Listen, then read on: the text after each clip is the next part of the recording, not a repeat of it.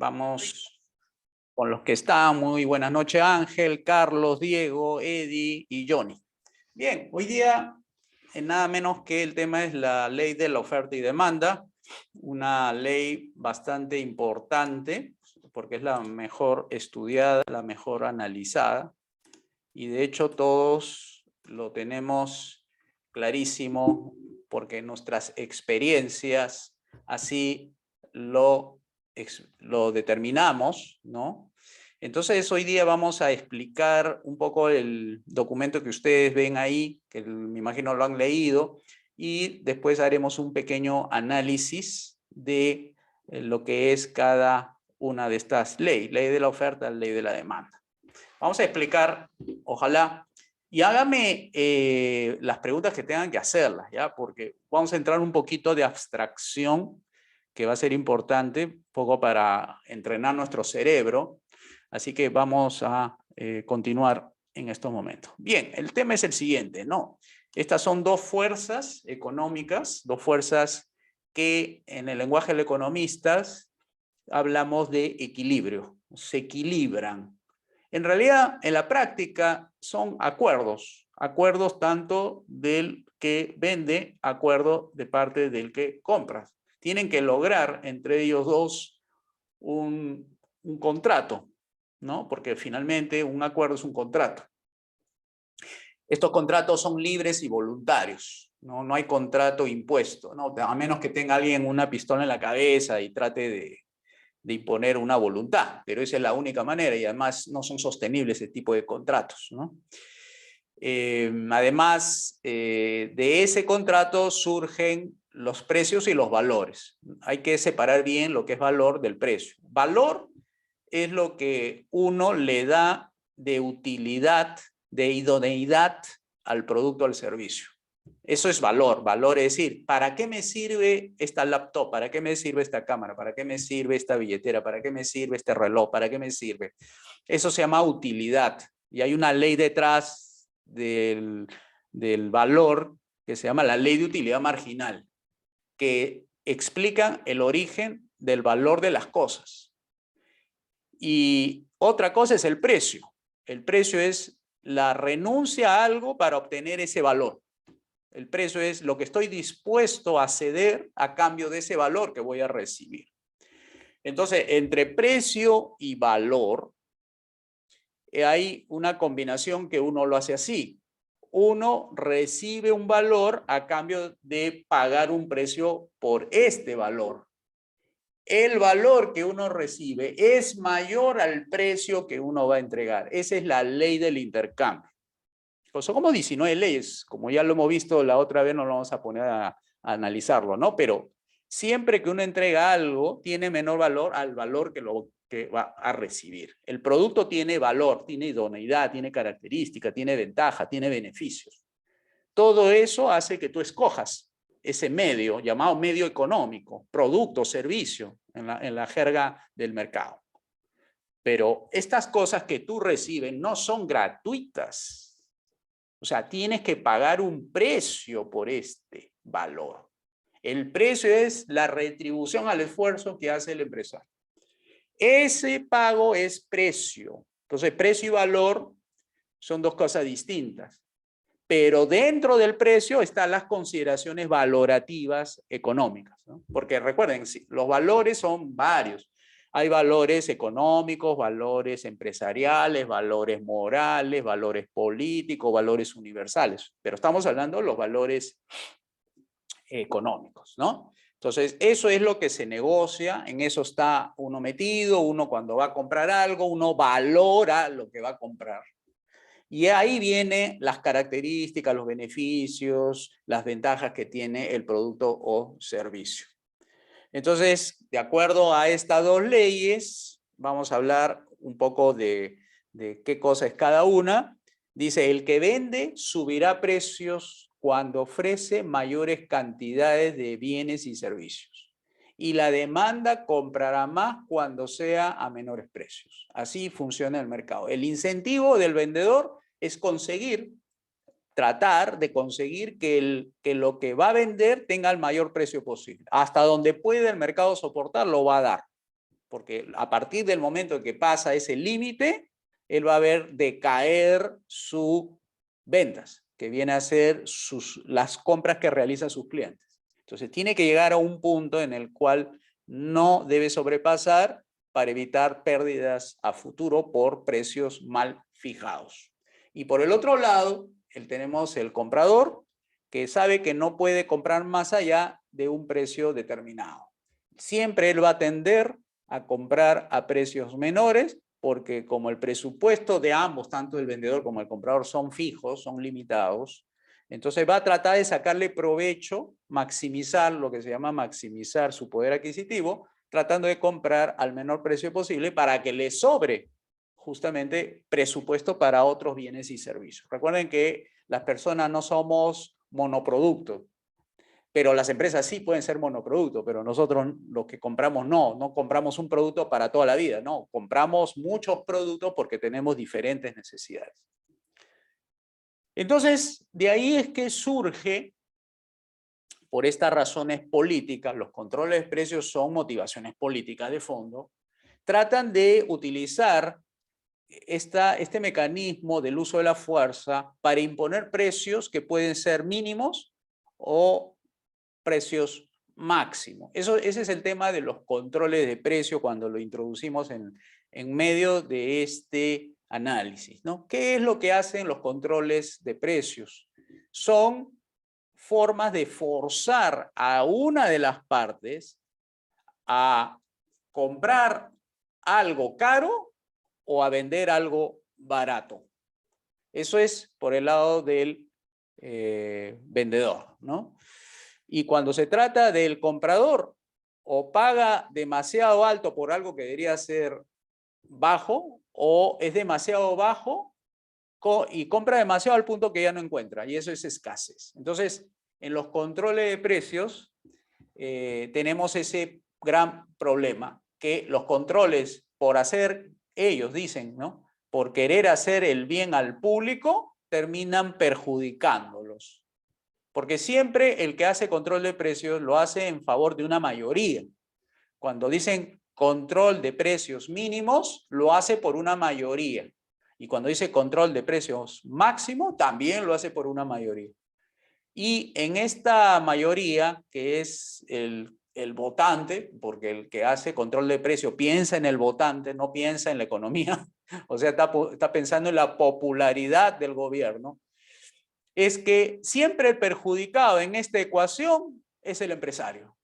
O sea, el empresario que está en el control de precios mínimos le obligan a comprar a un precio elevado, o sea, por encima del mercado.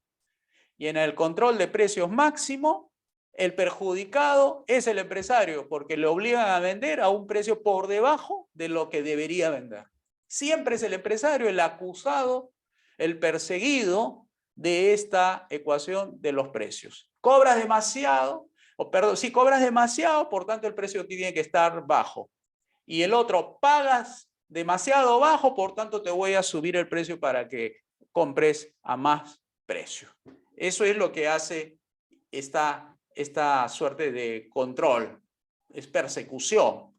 Y cuando hay este tipo de mecanismos, usando la norma legal, usando la policía para amedrentar al empresario, entonces la fuerza del mercado se desequilibra. Se favorece a uno y se perjudica al otro.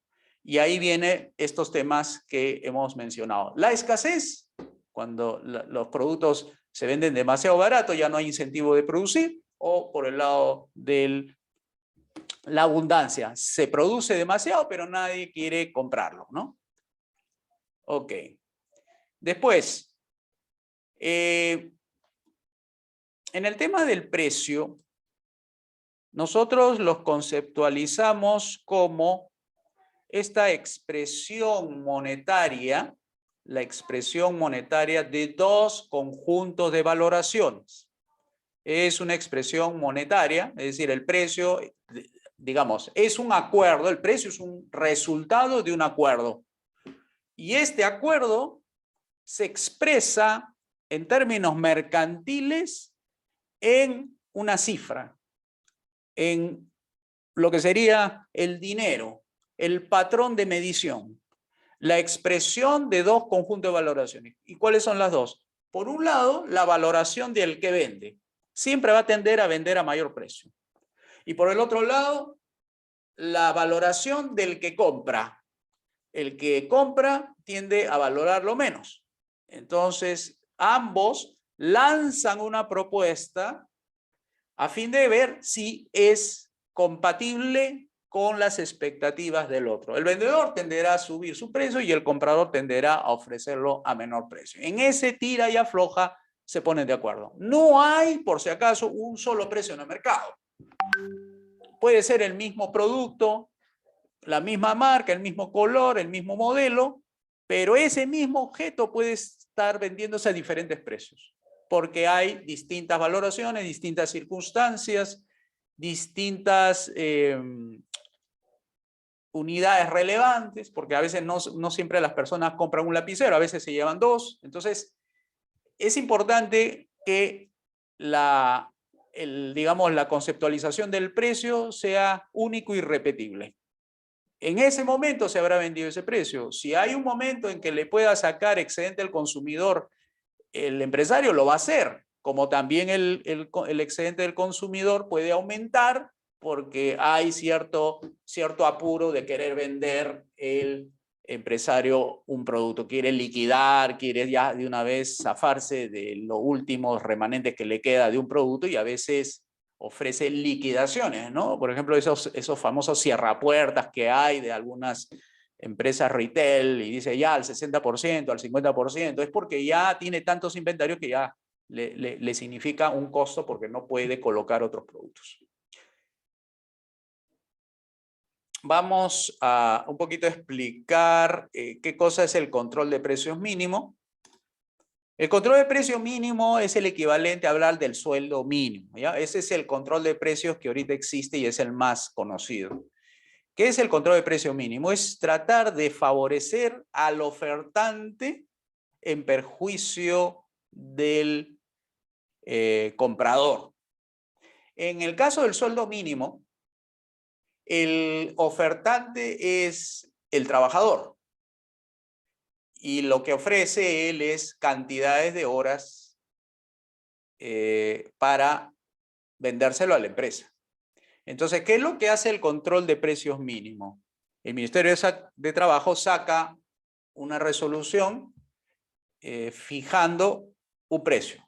Antes era 935, ahora es 1025. ¿Qué ha hecho ahí la autoridad? Es elevarlo. ¿En favor de quién? En favor de una de las partes. Y ahí estamos viendo que el que sale favorecido es el trabajador. Entonces, los trabajadores, cuando ven un incremento de 935 a 1025, muchos que antes no les alcanzaba 935 y ahora con 1025 sí les alcanza de acuerdo a sus presupuestos que pueden ser familiares o personales, se anima a buscar trabajo. Entonces, si inicialmente los empresarios contrataban a 15 millones de trabajadores, ahora por el efecto del control de precios, que es el sueldo mínimo que ahora ha subido de 935 a 1025, ya no va a ser 15 millones de trabajadores los que están dispuestos a trabajar, sino se van a agregar, por ejemplo, 5 millones de trabajadores más. Porque ahora es más atractivo, ¿no? Recuerden, cuando era 935, muchos decían, no, estoy con la justa, no me alcanza, prefiero no trabajar o algo así. Pero cuando alguien ve y dice, uy, 1025 y ahora sí me puede alcanzar para el pasaje, y retorno a mi casa, me alcanza para comprar cosas, o sea, sí me conviene trabajar a ese sueldo. Entonces se agregan 5 millones de trabajadores, lo cual significa más horas ofrecidas en el mercado laboral. Entonces tienes mayor oferta. Recuerden que la ley de la oferta dice a mayores precios, mayores cantidades ofrecidas. Y en el caso de la ley de la demanda dice a menores precios, mayores cantidades adquiridas, ¿no? Es decir, uno quiere más precios y el otro quiere menos precios. Ahora bien, ¿quién sale perdiendo en el control de precios mínimos? El comprador. Porque mínimo significa mínimo a pagar. No es máximo a pagar, es mínimo a pagar. ¿Cuánto era lo mínimo a pagar con el sueldo anterior? Era 935. Y ahora, ¿cuánto es lo mínimo a pagar? 1025. 935 es menor que 1025. ¿Quién sale perjudicado ahí? El empresario. Ahora ya no tiene que pagar 935, ahora va a pagar más. ¿A quién le gusta pagar más por lo mismo? Nadie. ¿Quién compra más cuando le sube más el precio? Nadie. Entonces, el que sale perjudicado es el empresario. Entonces, el empresario reacciona como cualquier consumidor. Si me sube el precio, compro menos. Si me bajan el precio, compro más. En este caso, ha subido el precio. Es decir, ha subido el sueldo mínimo. ¿Qué va ahora a buscar? Ya no va a buscar trabajadores de 935. Ahora va a buscar trabajadores que valgan más de 1025. Porque recuerden, lo que está dispuesto a pagar tiene que ser menor a lo que va a recibir. Si va a contratar un trabajador, no va a ser por 1025. Tiene que ser un trabajador más allá de 1025. Si no, ¿por qué voy a entregar o voy a pagar un precio de 1025 cuando lo que yo voy a recibir es un trabajador que vale 935? Estaría perdiendo, ¿no es cierto? He ahí la explicación de por qué hay desempleo, y sobre todo en los jóvenes. Los jóvenes se perjudican por esta medida del sueldo mínimo porque están ahora los empresarios tratando de comprar trabajadores que valgan más de 1025. Y los chicos de los colegios, que son los que salen y no tienen experiencia laboral y no han estado, digamos, entrenados para entrar a un puesto laboral, porque todo lo que le enseñan son cosas de conocimientos. Entonces, el empresario tiene que adecuarlo, ¿no es cierto? Un chico que no tiene nada de experiencia, no sabe qué hacer, lo tienen que entrenar y eso es un costo. Entonces le paga menos que lo que debería pagarle en el mercado. Ese chico que sale del colegio nunca va a llegar a valer 1025. Tiene que entrenarlo y eso significa horas, supervisión y todo eso, experiencia, habilidades, competencias que tiene que lograr. Y eso requiere tiempo. Y ustedes saben que los tiempos empresariales son tiempos valiosos. Siempre los empresarios quieren conseguir el objetivo lo más rápido posible. Quieren mover el dinero lo más rápido posible. Porque mientras el dinero esté muerto, tiene costos de oportunidad altos. Entonces, este control de precios mínimos perjudica al que compra, porque tiene que pagar por un precio por encima de lo que debería estar pagando. Y ahí se produce el primer desequilibrio. ¿Cuál es el primer desequilibrio? Que la oferta supera a la demanda. La oferta viene a ser los trabajadores. Recuerden que antes habían 15 millones y ahora, producto del aumento del sueldo mínimo, sube de 15 a 20. Entonces tenemos más trabajadores dispuestos a trabajar. Ese es el primer efecto del control de precios mínimo. Y por ahí parecería que hay aplausos para los trabajadores. Consiguieron lo que andaban buscando. Ahí está, sus 1025. El otro lado de la ecuación es que tienes a otro grupo, ya deben ser la minoría, de empresarios que han visto incrementados sus costos de contratación. Ahora ya no puede adquirir la misma cantidad de trabajadores porque los costos de cada trabajador ha subido. Ya no es 935, sino 1025. A ellos le perjudica. Si le suben el precio de algo, compra menos. Se produjo la brecha. Se incrementó el número de trabajadores, pero disminuyó el número de contratados. Esa brecha entre la oferta y la demanda, es decir, el desequilibrio, es sobreabundancia de trabajadores sin ser colocados en el mercado laboral, sin ser contratados en el mercado laboral. Eso se llama desempleo. Y si no fuera mercado laboral, eso se llama sobreproducción. Hay mucha producción de algo que nadie lo quiere en su totalidad. Quieren una parte de ese todo. Entonces, los ofertantes, al haber producido más de la cuenta, se quedan con muchas unidades del producto o servicio sin colocar, sin vender. Y termina también perjudicado. Ese es el efecto del control de precios mínimos. Cuando los precios son controlados, intervenidos, fijados por el gobierno, se desequilibra ese mercado. Mucha abundancia, poca demanda. Entonces, todo esto fue una violación de la libertad de negociación. El gobierno impuso su precio. Bien. Esto es algo, digamos, conocido dentro de la teoría económica, pero hay otros efectos colaterales que a veces ni los libros lo mencionan, pero los que están en negocios a veces lo conocen.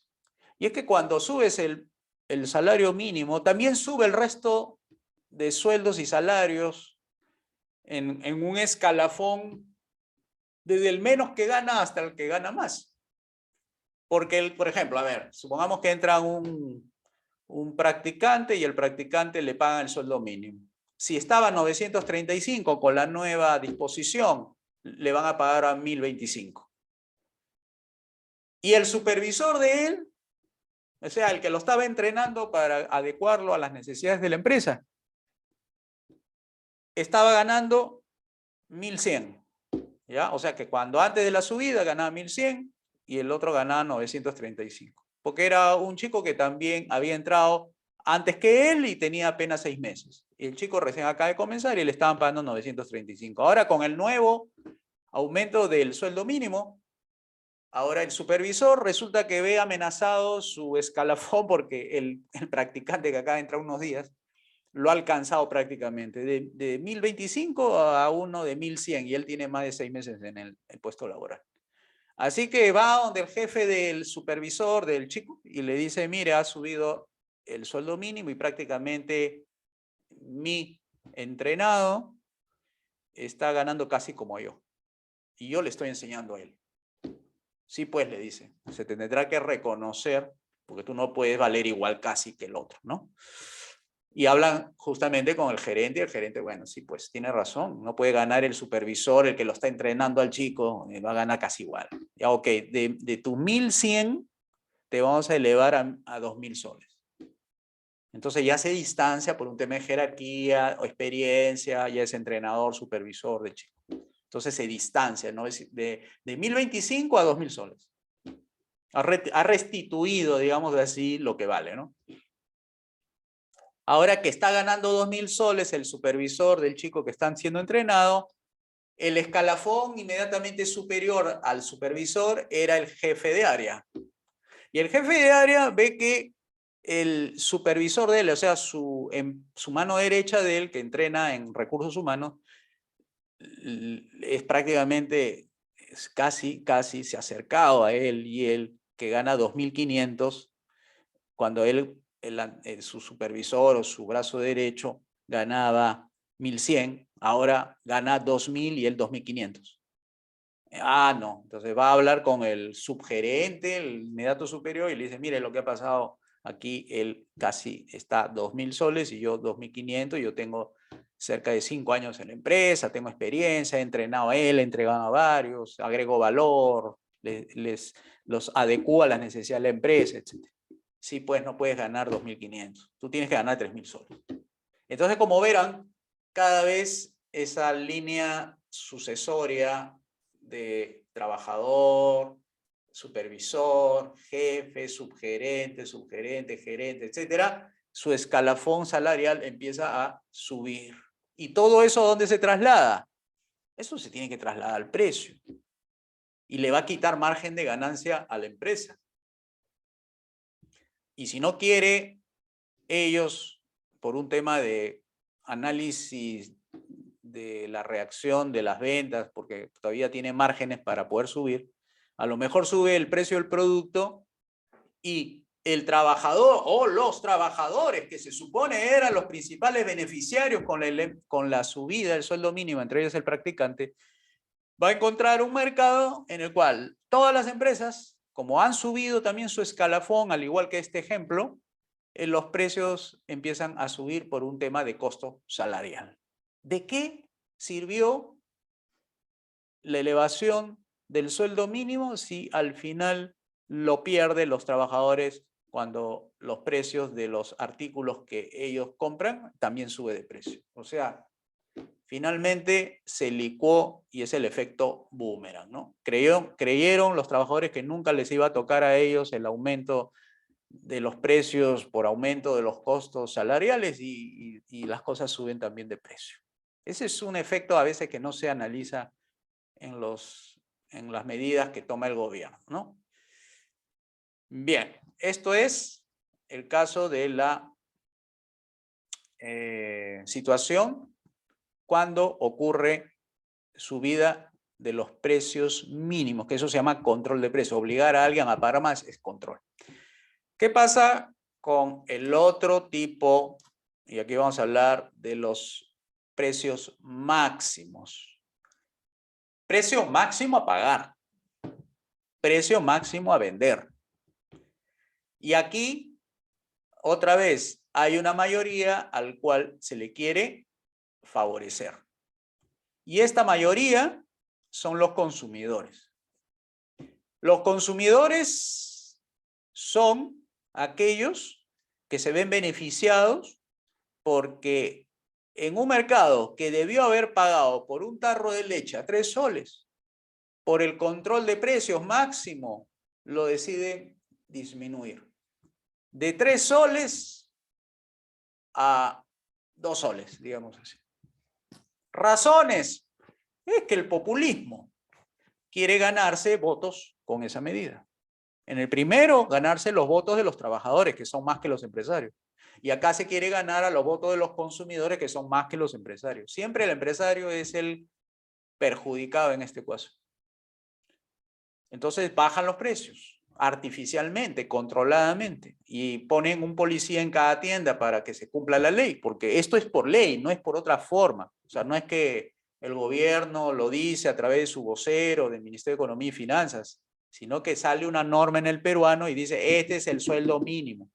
Sale una norma en el peruano, este es el precio de la leche, como era antes con Alan García 1, 85.90. Eso tiene efectos, no es nada gratuito. Todo lo que hace el gobierno crea costos, crea efectos no deseados. Eso lo pueden leer en el libro La acción humana en el mercado intervenido, y siempre hay una premisa que lo indica Mises. El intervencionista nunca cumple sus objetivos deseados porque surgen consecuencias no previstas en el diseño de la medida. Entonces, los empresarios, al verse conminados a cumplir la ley, porque si no le cae la policía y le cierra el negocio, o tal vez le confisque el arroz, el azúcar, la leche, etcétera, vende a un precio por debajo. Pero no todas las empresas hacen eso, porque hay empresas que, habiendo comprado el tarro de leche, no lo ha comprado a los precios que ha fijado el gobierno. Por ejemplo, si el tarro de leche está a 3 soles y una empresa, que por lo general las que compran más caro son las pequeñas, porque no tiene poder de negociación, va al comercializador del tarro de leche y se lo vende a 2.50, entonces el margen más o menos era 50 céntimos. Precio de mercado 3 soles, él lo compró a 2.50 y él gana en la comercialización de 2.50 comprado versus 3 soles precio de venta. Gana 50 céntimos en esa transacción. Ahora que el gobierno lo ha disminuido de 3 soles a 2 soles, ¿qué pasa con esa empresa que lo compró a 2.50 el producto? ¿Lo va a vender a 2 soles? O sea, ¿lo va a vender a pérdida? No, no lo va a hacer. Entonces, ¿qué hace? Se desaparece del mundo formal. Empiezan a retirar productos. O sea, la gran mayoría de empresas, como son pequeñas acá, el 98%, retira productos, empieza a darse la escasez. porque las empresas no pueden vender a cierto nivel de precio, porque recuerden que hay empresas que han comprado a más por encima del precio rebajado. Así que aparentemente la medida parecía ser buena, porque todo el mundo se puso alegre cuando dijeron el tarro de leche ya no cuesta 3, ahora cuesta 2. Pero eso no es porque el mercado lo decidió, porque hubo una tecnología nueva, que bajaron los costos, se produce de otra manera, y ahora ya no se gasta 2 soles en producir la leche, sino se gasta 1 sol, entonces entre 1 sol y 3 soles, se puede bajar incluso por la libre competencia de 3 soles a 2 soles, ya que han encontrado una fórmula para bajar costos y mantener el mismo margen de ganancia, por tanto lo pueden vender a 2 soles, ahora el costo de la leche es a 1 sol. No, no es eso. Acá lo que ha habido es una imposición del precio de venta hacia atrás. Entonces, vuelvo a decir, ¿qué provoca esto? ¿Qué provoca esto?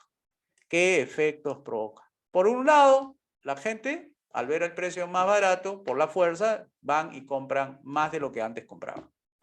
Entonces se llevan 2 tarros de leche por el precio de 4, y antes no lo podía hacer por el precio de 4, sino por el precio de 6. Se llevaba 2, le costaba 6, ahora se lleva 2 por el precio de 4.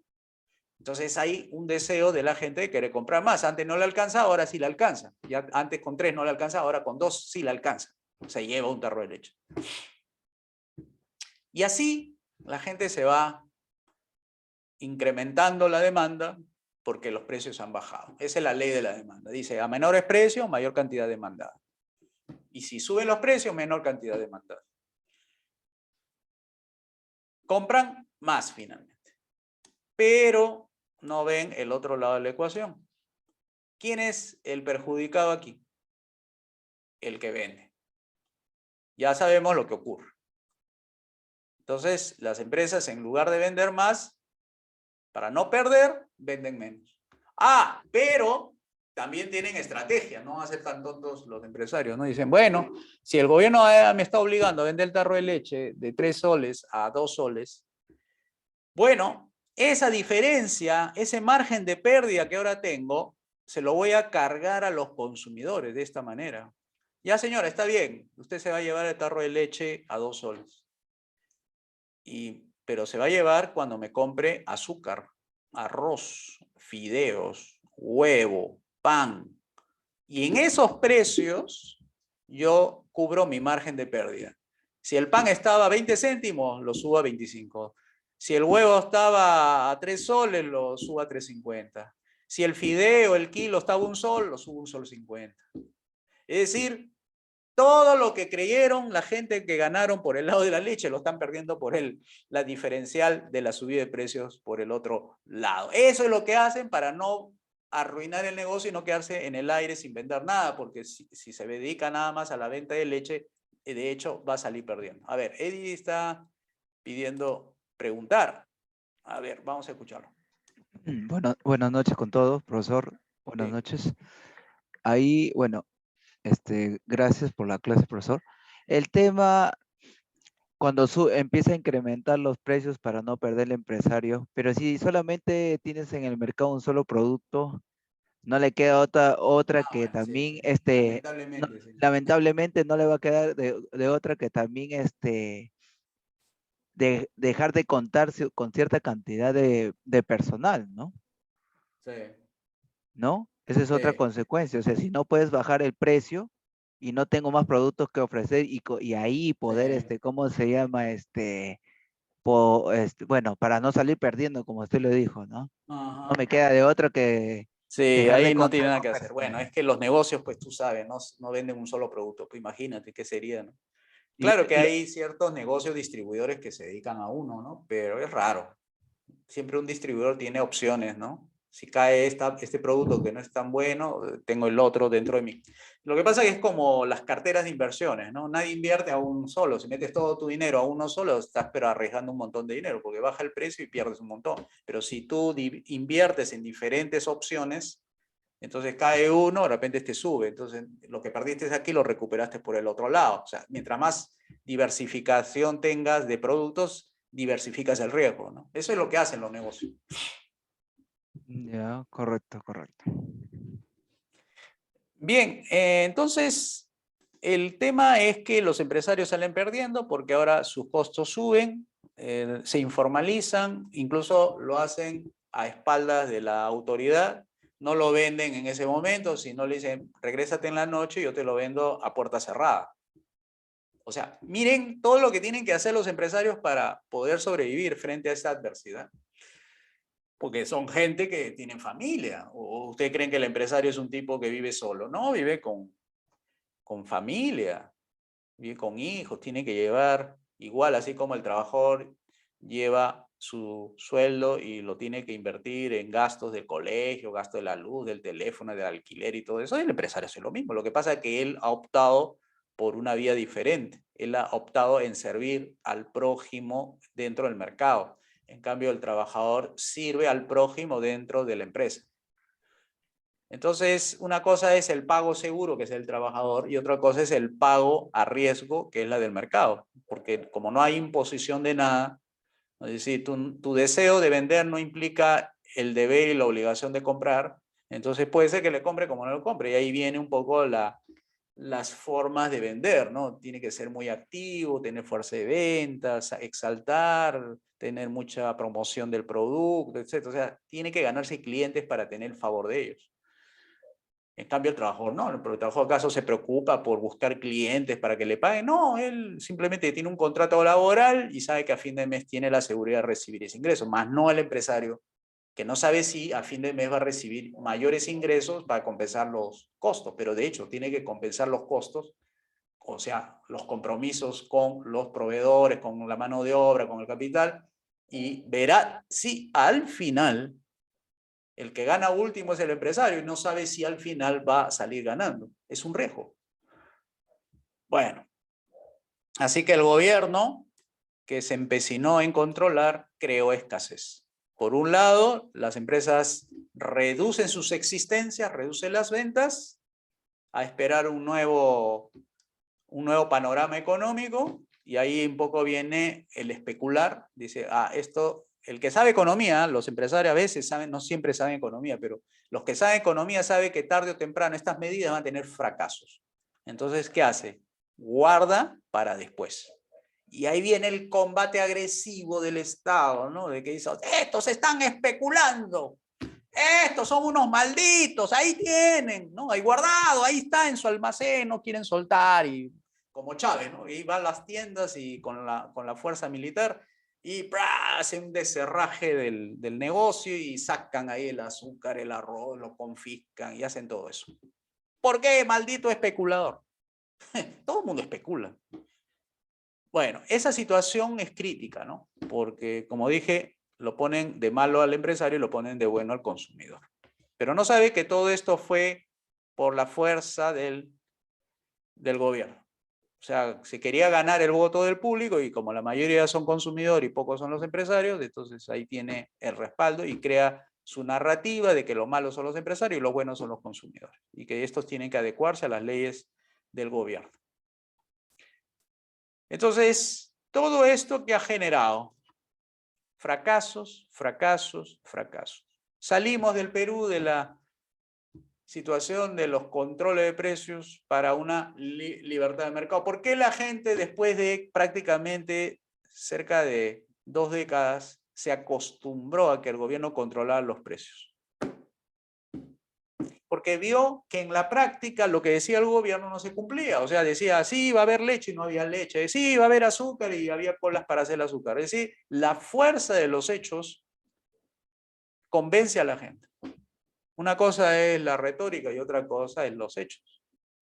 Entonces, siempre el mercado termina ganando en esta lucha entre el gobierno y el mercado. O sea, la fuerza del mercado es tan poderosa que no tiene otra opción que seguir el gobierno a la fuerza del mercado. Entonces, ¿los gobiernos qué hacen? Empiezan a dictaminar una serie de desembalse de precios, así le llaman ellos. Desembalse, pero fíjense la palabra desembalse también tiene carga peyorativa. Desembalse es como una inundación que hace mal, porque si el agua viene te ahogas. Un desembalse de precios, si se libera, porque desembalse es la palabra sustituta de liberar precios, y le ponen la palabra desembalse para que nos inunde con precios altos, ¿no? Como el agua que nos sobrepasa y nos ahoga, igual los precios nos sobrepasan y nos mata en nuestro bolsillo. Y eso es malo. Entonces hacen con una serie de programaciones de liberalización de precios que al final, si no lo cortas de raíz, creas expectativas de precios a futuro. Es decir, lo que ahorita el gobierno dictamina para subir no vale nada porque ya sabe que va a subir dentro de poco. Entonces, la gente corre a comprar antes que suba y eso ya activó una demanda adicional que antes no estaba prevista. Y ese hecho de correr desesperado eleva el precio. Y el gobierno tiene que reconocer de que la fuerza de los hechos va a tener que de nuevo decir otro mensaje del ministro de Economía diciendo el nuevo precio va a ser este, no el que dijo, sino otro mayor. Cuando debió haber hecho lo que los ministros no hacen eso porque siempre tienen miedo a esa palabra shock. Shock significa, ok, de una vez que suban los precios como corresponde. Y eso fue lo que hizo el señor Fujimori. Hizo el shock del 90. El shock era, él no dijo que lo iba a hacer, pero lo hizo, ¿no? ¿Por qué? Porque no tenía opciones. Porque si hacía la de la programación gradual de la subida de precios, las expectativas lo iba a desbordar y total, iba a fracasar esa expectativa, por las expectativas iba a fracasar en sus futuros aumentos de precios. Lo iba a sobrepasar y finalmente la gente corría inmediatamente antes que se acaben las cosas. Así que ahí tienen las dos versiones de los controles de precios. Entonces, en este documento que hemos preparado, la fuerza pública se defiende cerrando negocios. Busca al malo, ¿no? El problema no es el gobierno, el problema son los empresarios. O sea, ahí ven la importancia de la política, ¿no? La política también tiene poder, tiene fuerza, y es la lucha de dos titanes, ¿no? El mercado y el gobierno. Pero el gobierno finalmente, pues, trata de esconder una realidad que la realidad lo supera. En cambio, el mercado habla con la verdad y el gobierno habla con la mentira. Al final, en los hechos, se demuestra quién tiene la razón. Así que lo que no va a ocurrir es lo que se llama la tranquilidad económica. Mientras siga estos controles, va a haber intranquilidad, va a haber desasosiego, va a haber desorden en el mercado, va a haber muertos y heridos, ¿no? Entonces, no va a estar tranquilo el mercado porque el gobierno y su populismo y el socialismo y el intervencionismo ha creado este ambiente que, claro, que para los marxistas es ideal, porque ahorita ¿qué está haciendo el gobierno? Creando el caos, justamente para que la gente pida nueva constitución, nueva constitución. Claro, si él mismo está desorganizando todo a propósito, no está ordenando.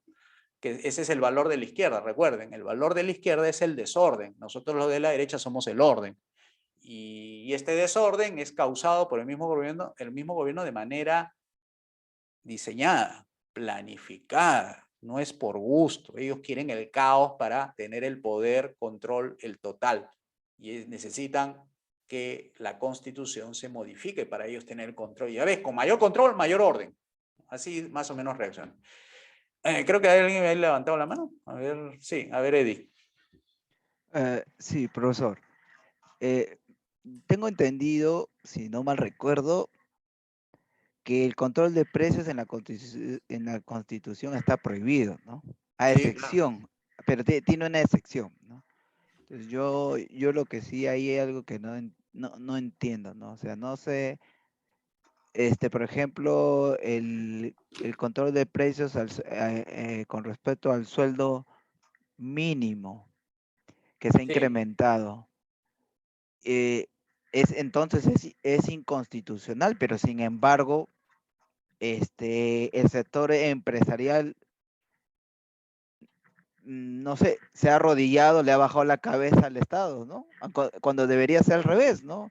E incluso, no sé, pues, simplemente la jurisprudencia no existe, pues, ¿no? No, nadie sale a decir, a denunciar, esto es inconstitucional, ¿no? Eso yo no veo, ¿no? En los medios de comunicación, la gente que es invitada a hablar del tema, más bien sale a favor de ese tema, ¿no? Uh-huh. y lo termina justificando, ¿no? También, ¿no? O sea, es algo de no creer, ¿no?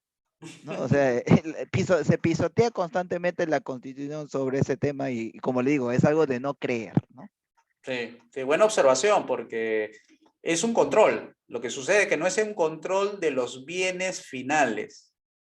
Y lo que dice, la iniciativa privada es libre, se ejerce en una economía social de mercado, ese es el artículo 58. Y todos piensan que la iniciativa privada es libre, es principalmente en las inversiones, en la compra y venta de productos de primera necesidad, o O sea, la pan, huevo, competencia, azúcar, ¿no? También la gente claro. piensa que existe competencia de verdad, Pero ¿no? donde Falso, no ¿no? hay iniciativa libre, donde no hay precios libres, donde no hay libre mercado, es en el mercado de los factores. Recuerden, hay dos mercados. ¿Se acuerdan esa gráfica del empresario en el medio y había dos mercados que tenían que articular, coordinar?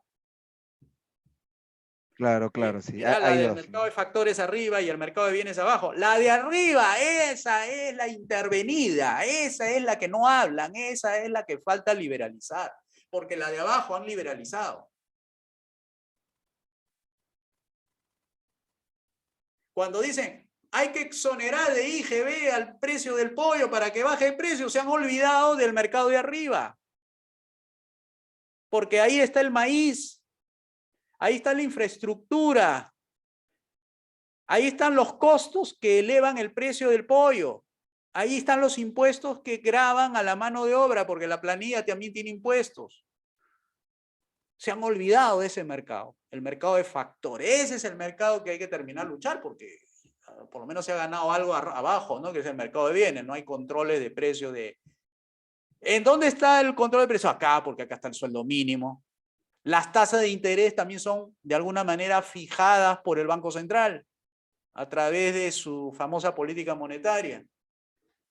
También está el control del mercado empresarial, o sea, decide quién entra, quién sale del mercado, ¿no? Indecopi, sobre todo, las barreras de entrada, que uno quiere poner un negocio y te piden un montón de papeles, ahí también hay control. Precios del impuesto predial, tienes tu local y tienes que pagar el predial, o sea, empiezas a notar que ese mercado, el de arriba, el mercado factorial, porque son los factores que ayudan a crear la riqueza, es el que está controlado. Por eso que los mercados de capitales, ley de bancos, 16 bancos. No, o sea, ¿qué mercado libre es de ahí del mercado de capitales? ¿Qué AFP libre? Ahí tienes 4, nada más está cerrado. El mercado de la electricidad también es un mercado cerrado. El mercado del agua también es otro mercado cerrado. Mercado de recursos naturales, la parte de hidrocarburos, petróleo, también es un mercado cerrado, porque el artículo 66 dice los recursos naturales son patrimonio de la nación, mercado cerrado. ¿Qué mercado libre? Ese es el mercado factorial, por eso las cosas cuestan caro, por eso la informalidad donde el más informal es en el mercado laboral. Ahí hay una serie de regulaciones que hay que eliminar, hay que privatizar, porque ese mercado de los factores hace caro los productos. Y de ahí es donde se produce el gran problemón que se arma de los precios, etcétera, ¿no? Porque el precio es uno de los tantos controles, ¿no? Hay otros controles que también afectan los costos de las cosas, ¿no? Bien. Hasta el profesor Tapia, hasta el mercado del espectro electro, ¿cómo se Magnético, llama? exacto. También está regulado, también Hasta los igualito, ¿no? cielos, Hasta el Estado te controla los cielos. falta el aire nomás. Claro. O sea, tú dices, a partir de los 3 metros ya eso es de la municipalidad, ¿no? Porque si construyes tú un tercer piso, un cuarto piso, no, ya tienes que pedir permiso a la municipalidad. O sea, imagínense hasta dónde está el estatismo, ¿no? Fíjense lo que hay que hacer. Sí, eso es lo que Nuestros compatriotas, ¿dónde están? ¿Qué están mirando? Están mirando el Ampay de Miyashiro con su reportera. Ahí está el pueblo. Porque ¿dónde se conoce lo que está mirando el pueblo? Fíjense en el diario El Trome. El Trome es el diario más vendido. Ahí está el Populorum, ahí están los taxistas, tú lo miras el Trome, anda con el Trome, ojo extra también, pero yo veo más el Trome. Ahí está, los titulares reflejan el interés del público. ¿Dónde está mirando? Ah, Miyashiro. Así. su distracción, porque claro, como lo que ven es politiquería, ¿qué le van a parar interés y nada resuelven los politiqueros? Porque los politiqueros están enfrentados con el tema de la vacancia y que condor y que asesor y esas cosas. Ok, entonces, para ir cerrando, lo que tenemos como conclusiones es que la oferta y la demanda son dos fuerzas, ¿ya? Son dos fuerzas poderosas que negocian, todos los días negociamos, aunque diga caserito, deme pan, ya no ni siquiera preguntas cuánto es el precio porque ya lo sabes. Solamente cuando sube te lo dicen, pero ya tú lo das por aceptado, ¿no? Hay casos así, precio aceptante, pero en realidad no es que así sea siempre, ¿no? Todo precio es un reflejo monetario de un conjunto de valoración. Recuerden que valoración no es lo mismo que precio, pero sí constituye una herramienta para tener más o menos la disposición a pagar un precio. Porque si no valoras lo que te ofrecen, ¿por qué voy a comprar? ¿Por qué voy a pagar un precio? Primero tengo que establecer el valor de eso que me ofrecen para yo determinar cuánto es lo que estoy dispuesto a pagar. Y eso me informa en el mercado. Cualquier control de precios, sea hacia arriba o hacia abajo, sea mínimo o máximo, siempre va a crear algún problema. O es sobreproducción o es escasez. Pero nunca logra el equilibrio porque fuerza a alguno a pagar algo que no quiere, precio mayor, o fuerza a alguno a cobrar algo que no quiere porque el precio es menor. Eso es algo que ojalá que algún día nuestros compatriotas conozcan esto. Pero esas son las explicaciones necesarias que requerimos y todos saber dominar, porque por algo están ustedes, no creo que solamente lo sepan la economía para usted y no lo van a compartir. La idea es que lo compartan, lo hagan saber a su familia, amigos, en las redes, y así la verdad los hará libre del esclavismo, libre del estatismo. ¿Ah? Entonces, ¿qué solución hay? Bueno, la única manera es dejar que las fuerzas estas de la oferta y la demanda sean las que manden, pues ya no el gobierno, porque si el gobierno ha fracasado tantas veces con sus programas socialistas, bueno, entonces tiene que convencerse. Pero siempre la política es bastante poderosa como para que la gente vote por programas, porque como están un poco interesados en estas cuestiones de políticas públicas y no está más interesado en la farándula, entonces se la hacen, pues. Se la hacen así de fácil. Están en las espaldas, están tramando algo que él está mirando los titulares de los periódicos y no saben que en la espalda ya está el gobierno tramando algo ahí, que va a atentar contra sus intereses. Porque hay mucha gente que piensa, él, no, a mí no me interesa la política, lo ve lejos, ¿no? Como que la política no le va a tocar. O sea, y aún así, los que ganan mucho dinero siendo informal, no, la política, hermano, vamos a chelear, dicen, ¿no? No saben que esa condición que están ellos es producto del estatismo, o sea, cuando a sus hijos lo tienen que mandar al colegio, pues están aspirando a mandarlo a buenos colegios y lo mandan a colegios privados, los colegios que hay. Y cuando se dan cuenta que no pueden mandar a estos colegios porque su hijo le dice, no, papá, pero acá los colegios no enseñan bien, yo quisiera que me envíes al extranjero porque ahí se enseña mejor y que, bueno, pues se tienen que ir hasta el extranjero a estudiar más. Es porque no encuentran oportunidades aquí. Eso es lo que no saben, ¿no? Los que tienen dinero, que han ganado porque han sido informales, tienen mucho dinero en efectivo, no lo meten a los bancos porque mucha gente prefiere tenerlo guardado. Entonces hay oportunidades, el agua, la luz, la política misma, ¿no? O sea, por más que digan, no, pero yo no pago impuestos, yo evado la MUNI, yo ya los soborno, ya para que no me incluyan en su registro, etc. No saben que estas fluctuaciones de la economía va a tener impacto finalmente en su negocio. Porque los negocios informales son como esponjas. Lo que vota la gran empresa, que ahí donde se acumula, porque nuestra economía, al ser economía social de mercado, le da privilegios al gobierno de ser el que decida quién gana, quién pierda. Entonces chorrea, ¿no? Eso es verdad, el chorreo.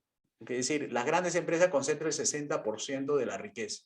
Ahí se ve en el PBI, ¿no? O son 500 o 600 empresas que acumulan el 60% del PBI. El resto, el 98%, que son 2 millones de empresas formales, reciben el resto, el 40%. Algunos dicen que es el 30%. Bueno, estas empresitas informales que no se registran, pero que viven de la cadena, porque estos grandes compran maquinaria, equipo y mueven la economía, porque son varios miles de millones. O sea, la compra de varios miles de millones de dólares empuja la economía y no empuja la economía la compra de uno solo que compra 10 soles. Lo que empuja la economía son las grandes empresas porque compran miles de millones, y miles de millones significa capital, bancos, infraestructura, carreteras, caminos, hospitales. O sea, se siente más la presencia de la empresa grande cuando invierte. Pero una empresa pequeñita que compra su mueble y ese mueble le cuesta 200 soles, pues eso no tiene impacto en la economía, ¿no? O sea, por eso decimos que esta sociedad de 2 pisos, que se ha dividido así por el mercantilismo, es que el capitalismo está arriba, en las grandes empresas. Ahí disfrutan de las maravillas del capitalismo, mercantilista, por cierto, no de libre mercado. Y el socialismo lo disfruta el pueblo, con sus empresas estatales, el agua, la luz, los colegios estatales, los hospitales estatales. A eso le dan socialismo a la clase pobre, y a la clase rica, por el mercantilismo, le dan el capitalismo y las clínicas privadas, los colegios privados, las universidades privadas. O sea, así es la sociedad de 2 pisos. Eso lo ha escrito el profesor Mansuetti en la apartheid criollo, así se llama. Entonces, ¿y cómo es que algunos de los que estaban abajo suben? Por conexión con la política. O sea, los que llegan a estar arriba, que son gente que estuvieron abajo y dicen, ay, pero ¿cómo es que este llega? Es por conexión con el ministro, las licitaciones públicas, o los sobrinos del presidente ganan licitaciones de 300 millones y ya tienen 30 por el 10%, el diezmo que se llama, y ahí están, encumbrados. Pero una vez que salen del poder, desaparecen los beneficios de esos grupos y vuelven, o si no lo han sabido aprovechar bien, ¿no? O sea, me refiero si no han capitalizado, se han metido en negocios lícitos, que al final es raro porque el que es ilícito lo persiguen siempre. Se queda ahí, si hace buenas inversiones, lava activos, porque ese es otro tema ahí de lava activos, se queda acá, en la cumbre. O sea, vive como rey, ¿no? Etcétera. Y si le va mal, lo chapa el fiscal, descubrieron que hizo lavado de activos, porque del dinero ilícito de procedencia dudosa hizo dinero, entonces todo el Estado, ¿qué hace? Captura y les embargan todo porque digamos, la procedencia de su riqueza no ha sido lícita y le quitan, ¿no? Donde pueda, porque a veces la justicia no funciona porque está también comprada, producto del poder político que compra al poder judicial para hacer persecución de opositores, ¿no? Ok, hasta ahora, ¿tienen alguna pregunta? Porque quiero entrar al análisis de la oferta y la demanda para que se lleven una, digamos, cómo funciona cada fuerza en términos de cuáles son esas variables que en la demanda hay que tenerlo en cuenta, porque a veces se piensa a menores precios, mayor cantidad demandada. Eso es lo que se piensa, pero a veces no es así, y eso quiero terminarlo hoy día. ¿Tienen alguna pregunta hasta acá?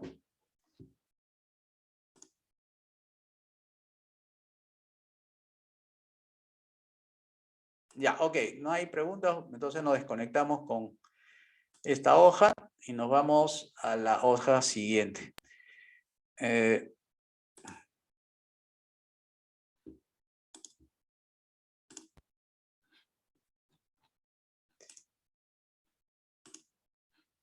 Vamos a ver un poquito el tema de, solamente a manera de repaso nada más, la demanda se refiere a una relación de precio-cantidad, ¿ya? Esa es la parte técnica, espero que lo entiendan. Si no lo entienden, tal vez esto, lo que he hablado anteriormente sea mucho más didáctico que esto, pero bueno. Entonces, ¿qué es la ley de la demanda? Porque esto es lo que nos estamos pronunciando. La ley de la demanda dice así, si los demás factores no cambian, y eso es lo que vamos a hablar ahorita, de los demás factores no cambian, será así la ley. Dice, cuanto más alto sea el precio, menor será la cantidad demandada. Cantidad significa unidades demandadas o compradas del mismo. Y cuanto más bajo sea el precio, el mayor será la cantidad adquirida. ¿Ya? Eso es la ley. Lo condicional es esto. Esto quiero explicar. ¿Hasta aquí tienen alguna pregunta? ¿Entendieron bien cómo funciona la ley? Es importante que esto quede claro. O sea, ¿saben de qué estoy hablando? Cuanto más alto sea el precio, la gente compra menos, y mientras más bajo el precio, la gente compra más. ¿Quedó claro? Es una relación inversamente proporcional, ¿no? Exactamente. Es una relación, dice, sube el precio o baja la cantidad demandada. Sube el precio o baja la cantidad demandada. O sea, la gente compra menos. Si baja el precio, la gente compra más. Eso es la ley de la demanda. Pero es condicional. Es condicional porque dice, si los demás factores no cambian, ahora hay que saber cuáles son esos factores que no deben moverse para que esta ley se cumpla. Y obviamente esta es la gráfica. No los quiero marear con esto, pero así se grafica la ley de la demanda. Es una combinación de precios y cantidades. El objetivo no es que se sepan la gráfica, el objetivo es que comprendan lo que vamos a decir. Nos vamos a concentrar ahora cuáles son esos factores que no deben cambiar para que esta ley se cumpla. Y es estos cambios en la demanda. Es decir, no siempre tiene que el precio del bien que estás analizando tiene que bajar para comprar más. No siempre. Por eso dice, si los demás factores no cambian, a eso me refería. A veces se puede comprar más, no porque el precio de lo que quieres comprar ha bajado, sino porque otros factores son los que está alterando. Y son estos que ustedes ven ahí. ¿Ya? Vamos a ver, ir analizando. Fíjense, estos son los factores que puede hacer comprar más o comprar menos. Escuchen bien, ¿eh? Hay lo que se llama los bienes sustitutos. ¿Qué es un bien sustituto? Por ejemplo, jugo de naranja versus jugo de maracuyá. Si el precio del bien sustituto sube, o sea, quiere decir, si el precio de la maracuyá sube cuando tú quieres comprar naranja, ¿correcto? Si el precio del maracuyá sube, el sustituto, cuando tú quieras realmente comprar naranja, ¿qué pasará con la cantidad demandada de naranjas? O sea, ¿qué pasará con las unidades que se venden, que se demandan en el mercado? ¿Subirán o bajarán? Esa es la pregunta.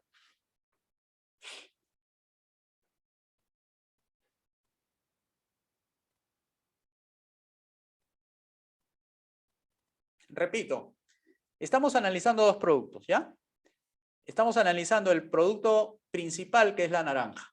Queremos saber sus cantidades demandadas. ¿Por qué? Porque estamos diciendo no siempre que el precio de la naranja baje, vas a comprar más naranja. A veces no es eso. Es otro, también puede ser este, pero ya no sería ley de la demanda, sino cambios en la demanda. Dice, ¿qué pasa cuando el precio de la maracuyá sube? ¿La cantidad de naranjas va a bajar o va a subir? La cantidad demandada de la naranja, pues, subirá, pues, ¿no? Claro, ¿No? exactamente. Claro, ¿no? Porque si tú estás diciendo que hay un sustituto, es decir, si el precio de la naranja sube, me voy al sustituto, pues, que me parece más barato. Pero eso no es el análisis es, ¿qué pasará con la cantidad de las naranjas si el precio del sustituto, o sea, la maracuyá, sube?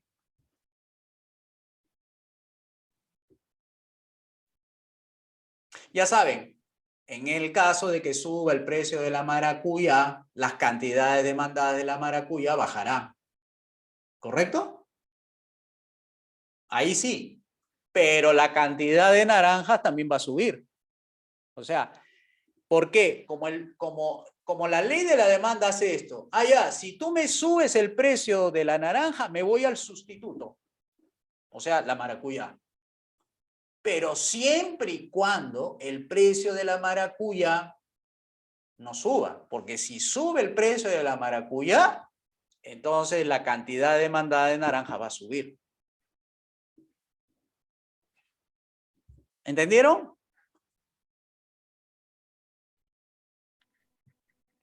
Por acá sí lo entendí, profe. Samir, tú que has estado callado, que has estado en las últimas clases callado, ¿has entendido? Sí, sí entendí, sino que ahorita estoy de viaje y por eso no puedo preguntar mucho por ahora. Ya, ok, Ya la otra. ok.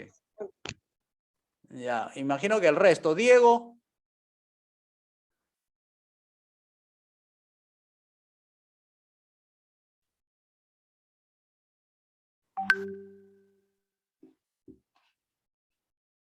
El resto. Alejandro, Ángel, Carlos, Johnny. ¿Me escucha? Sí, profe, entendía bien, bien claro. Sí. Ya. ¿Ya? A ver, pégate un poquito más al micrófono porque se te escucha lejísimo, lejísimo. ¿Ahora me escucha? Sí, está mejor ahora sí. Ya, no, yo creo que, bueno, si pensando como consumidor, ¿no? Si yo Sí, sí, sí, por estoy supuesto. cambiando digamos, de producto por el sustituto, entonces, si el sustituto sube, lo que voy a hacer es comprar el producto que yo quería, ¿no? O sea, por el mismo precio, mejor me Exacto. llevo el que yo quiero.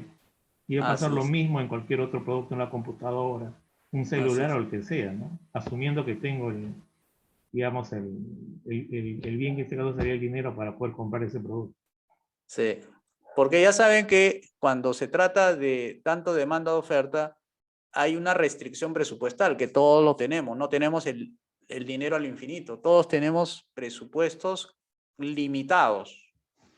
Por esa razón actuamos así. Y además porque hay sustitutos. Si hay sustitutos, yo me puedo cambiar. No necesariamente tengo que pagar lo que me dice el productor. Ah, me voy al sustituto, pues pago menos, ¿no?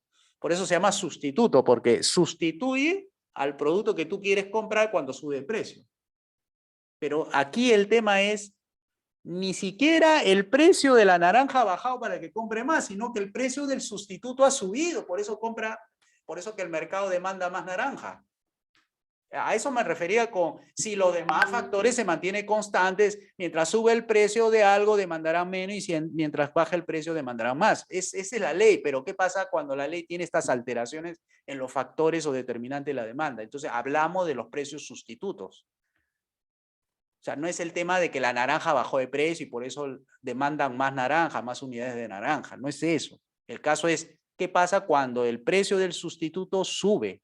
Ah, entonces la demanda de unidades de naranja sube, pues, porque el sustituto era el preferido en caso del precio de la naranja subiera, pues. Pero no ese es el caso, ¿no?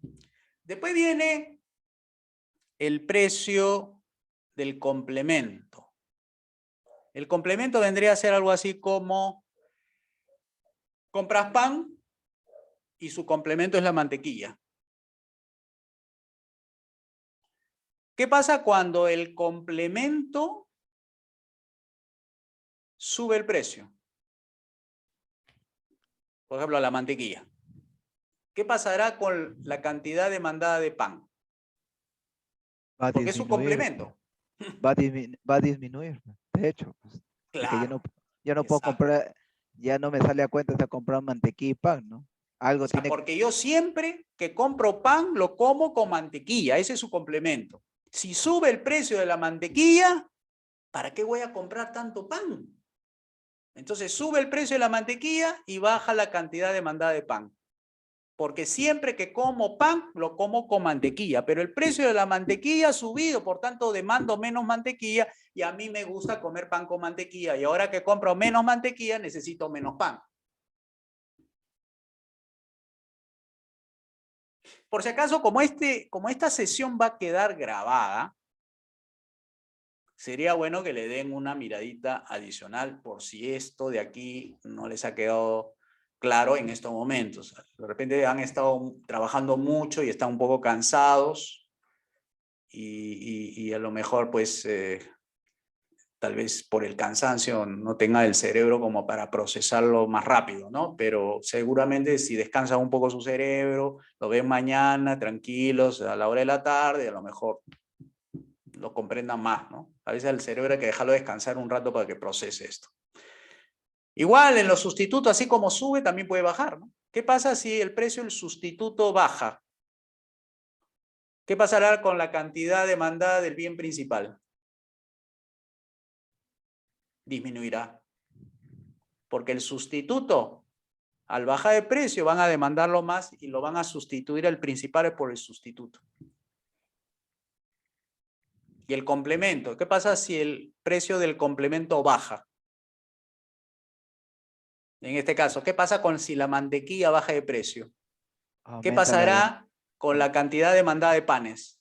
aumenta, pues. Aumenta, pues, porque como se ha abaratado la mantequilla y al estar barata la mantequilla, compran más mantequilla, la mantequilla es el complemento del pan. Entonces, más mantequilla, más pan, menos mantequilla, menos pan. La razón de comprar mantequilla es por el pan, porque la mantequilla es el complemento del pan. Más o menos le van agarrando el truco, ¿no? Bien, espero. Bien, el segundo factor que quiero compartirles es este. Precios esperados en el futuro. ¿Qué sucederá si el precio esperado a futuro de la naranja va a subir? ¿Qué pasará con la cantidad demandada de naranjas en estos momentos? ¿Va a subir o va a bajar? Repito, ¿qué pasa con el precio esperado de la naranja si va a subir en el futuro? ¿Qué va a pasar ahora con la cantidad demandada de naranja? Va a haber una sobredemanda, ¿no? Aumentará. Exactamente. Claro, va a haber una sobredemanda. Claro, dice, compro antes de que suba, pues. Así es. Demando. Así como en la pandemia, ¿no? Todo el mundo Claro. decía, las cosas van a encarecer, van a volar y va a subir los precios. Entonces la gente agarró y empezó a arrasar en los centros comerciales con todo lo que había, ¿no? Antes que suban los Exacto. precios, ¿no? Porque, Guardando pan porque para saben mayo, que va a ¿no? subir, ¿no? Eso era porque Fujimori no aceptó el programa de SAN. El programa de SAN con Santiago Roca era hacer un programa gradualista, no hacer el shock. Fujimori escogió el shock porque lo convenció, Carlos Boloña lo convenció, que si hacía eso de la gradualidad, es decir, sabiendo que los precios a futuro va a subir, la gente se va a apresurar en comprar y eso va a hacer subir los precios. Entonces dijo, no, prefiero hacer el shock de una vez, acabar con esto. ¿Qué pasa con los precios a futuro si en lugar de subir va a bajar? O sea, el precio de la naranja o el precio del pan a futuro va a bajar. ¿Qué va a pasar con la cantidad demandada de pan en estos momentos? Disminuye porque espero que baje, ¿no? Exacto. Voy a esperar que baje para comprar más. Eso para que vean que no tiene nada que ver con los precios de ahora. No es que el precio ha bajado, el precio ha subido, porque cuando baja el precio compro más o cuando sube el precio compro menos del pan. No, sino que hay una situación que va a ocurrir o con el precio del sustituto o subió y que eso hizo que yo comprara más de esto y no menos, porque no, el precio no es el del principal que está en análisis. Recuerden que la ley de la demanda es cuando el precio dice precio baja, cantidad adquirida sube y cuando el precio sube, la cantidad adquirida baja. Eso es algo que tiene uno que aprender, ¿no? Que hay cambios en la demanda que altera las cantidades demandadas. O sea, cambio en la demanda no significa cambio en las cantidades necesariamente demandadas. Ojo. Bien, ahora vayamos a lo siguiente. Las cantidades demandadas de, por ejemplo, de pan o de naranja, las cantidades demandadas pueden subir o bajar dependiendo si es un bien normal. ¿Qué quiere decir bien normal? Un bien normal es que a medida que tú subes tus ingresos, adquieres más cantidad de ese producto. Y a medida que baje tus ingresos, adquieres menos cantidad de ese producto. Algunos bienes son normales porque actúan de esa manera. Menores ingresos, menores cantidades demandadas. Mayores ingresos, mayores cantidades demandadas. Entonces, si tú, por ejemplo, consumes cada 15 días pollo a la brasa, porque tienes unos ingresos dados, tú más o menos dices, bueno, cada 15 días me puedo dar mi gustito. Pero ¿qué sucede si el ingreso actual sube? Supongamos ganas 3.000 soles y ahora vas a ganar 4.000. Entonces, como es un bien normal el pollo a la brasa, ya te puedes dar tu gustito cada semana, ya no cada 15 días. O sea, consumes más porque tu ingreso ha subido. ¿Qué es un bien inferior? Es al revés. Cuando sube tu ingreso, más bien disminuye un bien, la cantidad demandada de un bien. ¿Cuál sería, por ejemplo?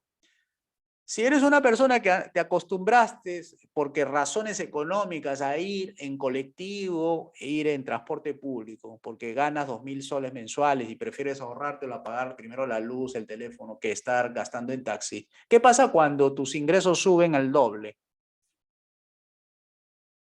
O sea, tus 2.000 soles se convierten en 4.000. Entonces, el bien inferior sería el transporte público. No es que a mayores ingresos de 2.000 a 4.000, suba más veces al micro, ¿no? Sube más, o sea, toma más transporte público porque ahora ganas más. No, lo que haces es cambiarte, pasar del transporte público al transporte privado. Y tomas Uber, pues, ¿no? Tomas taxi. O te compras un carro. Claro, te compras por la inicial de un auto. Eso se llama bien inferior. No es porque el bien inferior haya bajado de precio, ¿no? O porque el pollo a la brasa haya bajado de precio, por eso ahora compras más. No, es porque tu ingreso ha subido, por eso compras más pollo a la brasa, te da más gustos. A eso se refiere los bienes normales y los bienes inferiores. Entonces, no siempre el precio de algo determina la cantidad demandada a favor o en contra, o sea, sube o baja. Ya no comes pollo, ahora comes faisán. Ah, bueno, faisán. Se puso de moda el faisán. Ahora van a averiguar en Wikipedia qué es faisán. Y le van a hacer sus memes al faisán, ¿no? Ok. Vamos entonces al siguiente, que son los ingresos esperados. Por ejemplo, si tú sabes que a fin de mes vas a recibir una platita adicional, eso incrementa tu cantidad demandada en estos momentos. No es que el precio de eso que vas a adquirir en este momento haya bajado, no, simplemente que ya sabes que vas a recibir un adicional a fin de mes. Entonces la gente cuando dice, ya, yo voy a recibir 5.000 soles más, la gente acelera su demanda y ya desde ahorita está comprando, porque ya sabe que a fin de mes lo va a pagar. Eso se llama ingresos esperados o créditos. Si te van a dar un crédito, igual, ¿no? Te comportas de la misma manera. Compre ahora y páguelo después. Fíjense que esto casi tiene el mismo efecto que una subida o una disminución del precio. Pero acá estamos hablando de otros factores, no de la ley de la demanda, sino de otros factores. Después viene la población. A mayor población, mayor cantidad demandada. A menor población, menor cantidad demandada, ¿no? Eso sí creo que se entiende, ¿no? O sea, más bocas, más comen, más alimentos se demandan, más hospitales, más medicinas, más camas, más electricidad, ¿no? Más consumo, porque la población ha aumentado. Y por último, las preferencias y gustos. Más preferencia por algo, aunque el precio no haya ni bajado, pero se me ha dado pues, por comer picarones todos los fines de semana, es una preferencia. No porque el precio del picarón haya bajado, yo como más picarón. No, es porque se me dio ahora pues la gana de comer picarones todos los fines de semana. Y así igualmente depende, es al revés, ¿no? Dice, mis preferencias han variado porque ahora ya me cae mal el picarón, ya no puedo comer como antes. Ah, no es porque el precio haya subido, sino porque no te cae bien el picarón, ¿no? Bien, entonces, ¿esto por qué lo hice? Porque recuerden que se hizo este análisis debido a esta ley, ¿no? A esta ley que dice, si los demás factores no cambian, ya vimos que si los factores cambian, no es que el precio, cuanto más alto, la gente demanda menos, y cuanto más bajo, demandan más. No es, esto es lo que hemos analizado hace un ratito, ¿ya? Entonces tengan en cuenta esos análisis que van en paralelo con la ley de la demanda. Ahora nos vamos a la ley de la oferta. La ley de la oferta es parecido, pero en sentido inverso, ¿no? Dice así, si todos los demás factores permanecen sin cambio, y eso es lo que vamos a analizar en un momentito, dice así, cuanto más alto sea el precio, mayor será la cantidad ofrecida. Recuerden que es el que ofrece, el que comercializa, el que produce, el que industrializa. Y cuanto más bajo sea el precio, menor incentivos tendrá para producir, comercializar, industrializar, etc. Y se grafica así. O sea, mayor precio, mayor cantidad. Los precios van en vertical y en horizontal va las cantidades. No es que es necesario que se lo aprenda, pero así se grafica la ley de la oferta. ¿Cuáles son esos cambios que nos hemos referido? Esos factores que acá decimos, si todos los demás factores permanecen sin cambio. Eso es lo que vamos a analizar cuando cambian los factores. No es que el precio baje para que se ofrezca menos, no es que el precio suba para que se ofrezca más, es que alguno de estos factores ha cambiado. Vamos a ver a continuación. Precio de los recursos productivos. ¿Por qué razón podría ocurrir que la cantidad ofrecida de un bien disminuya, sin considerar que el precio de este ha disminuido? ¿O qué pasa cuando no es que el precio ha bajado para que baje la cantidad ofrecida? ¿Qué otros factores podrían estar interviniendo para que eso ocurra? Entonces, el precio de los recursos son 4 precios de los recursos. Recursos, insumos, mano de obra, capital y el talento empresarial. Esos son los recursos productivos. Dice así, si ese factor llamado precio de los recursos productivos sube, la cantidad ofrecida baja. Así dice el factor determinante. Repito, si el precio de la mano de obra sube, la cantidad a producir baja. Si el precio de la mano de obra baja, la cantidad a producir aumenta. ¿Por qué? Ahora me van a preguntar, ¿por qué cuando sube el precio de la mano de obra se produce menos? Porque el presupuesto de los empresarios es limitado, pues. Si tú contratabas un trabajador por 935 soles, que era el mínimo, si tenías un presupuesto de 1.865 soles, te contratabas 2 trabajadores. ¿Ya? Si tú tenías, claro, porque multiplicación de 935 por 2, no, 1.870. Si tú tenías un presupuesto de 1.870, te contratabas 2 trabajadores. ¿Ya? 1.870. Ahora que el sueldo mínimo ha subido a 1.020, ¿vas a seguir comprando? O sea, el precio de la mano de obra ahora es 1.020. ¿Vas a seguir contratando 2 trabajadores?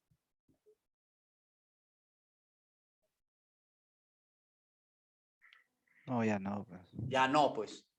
Menos trabajador, menos producción. Entonces, el factor determinante te dice, si el precio de los recursos productivos suben, la cantidad a producir o a ofrecer o a industrializar o a comercializar baja. Si el precio de los recursos productivos baja, la cantidad ofrecida sube. Como verán, no tiene nada que ver con el precio de lo que se ofrece, sino es un tema de los recursos productivos.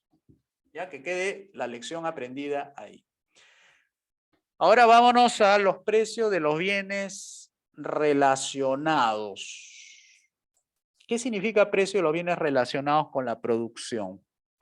El sustituto. Ya lo voy a poner también de una manera que se entienda. A ver.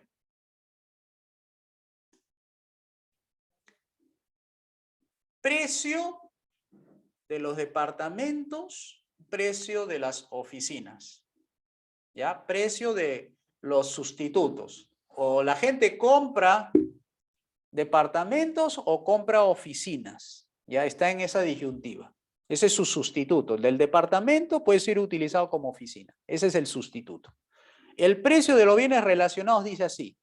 ¿Qué pasará con la cantidad demandada, la cantidad ofrecida de departamentos si el precio de su sustituto, es decir, la oficina, sube. ¿Qué pasará con la de los departamentos? Las cantidades ofrecidas de los departamentos si el precio de las oficinas sube.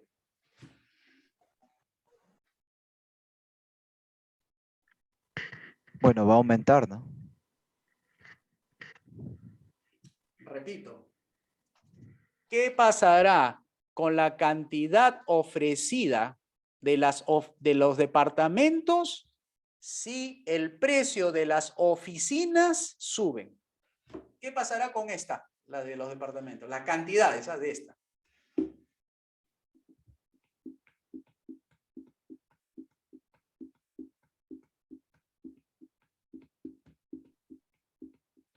Profesor, ¿se entiende que el sustituto es el departamento? ¿Es así? El sustituto es la oficina. Ah, el sustituto es la oficina. Sí, estamos analizando qué pasará con las cantidades ofrecidas de los departamentos. Estamos analizando estas cantidades a producir, a venderse. ¿Qué pasará con esto? Cuando el precio de su sustituto, es decir, el departamento tiene un sustituto, es oficinas. ¿Qué pasará si este precio de estas oficinas sube? Acuérdense la ley de la oferta. Claro, pasa el complemento, ¿no? Yo entiendo. Sustituto, estamos analizando sustituto. Compiten, recuerda, departamento compite con oficina. Ah, bueno, disminuye, pero estamos hablando del precio ahí, ¿no? ¿Verdad? Ah, sí, ya, perdón. El precio Así tiene que es. disminuir, tiene que disminuir. Cuando los vendedores de departamentos se dan cuenta que el negocio ahora es vender oficinas, bajan la cantidad ofrecida aquí y aumenta la cantidad ofrecida porque la ley de la oferta dice a mayor precio, mayor cantidad ofrecida. Si aquí está subiendo su precio, quiere decir que aquí está el negocio, no acá. Entonces disminuye acá y aumenta acá. O sea, acá disminuye, esa es la respuesta, disminuye acá. El sustituto se llevó el negocio. Porque es oferta, no es demanda, es oferta, recuerden, oferta tiene que ver mayor precio, mayor cantidad ofrecida. No es negocio vender departamentos, eso es en otras palabras lo que te están diciendo. Esto, por este ejemplo de acá.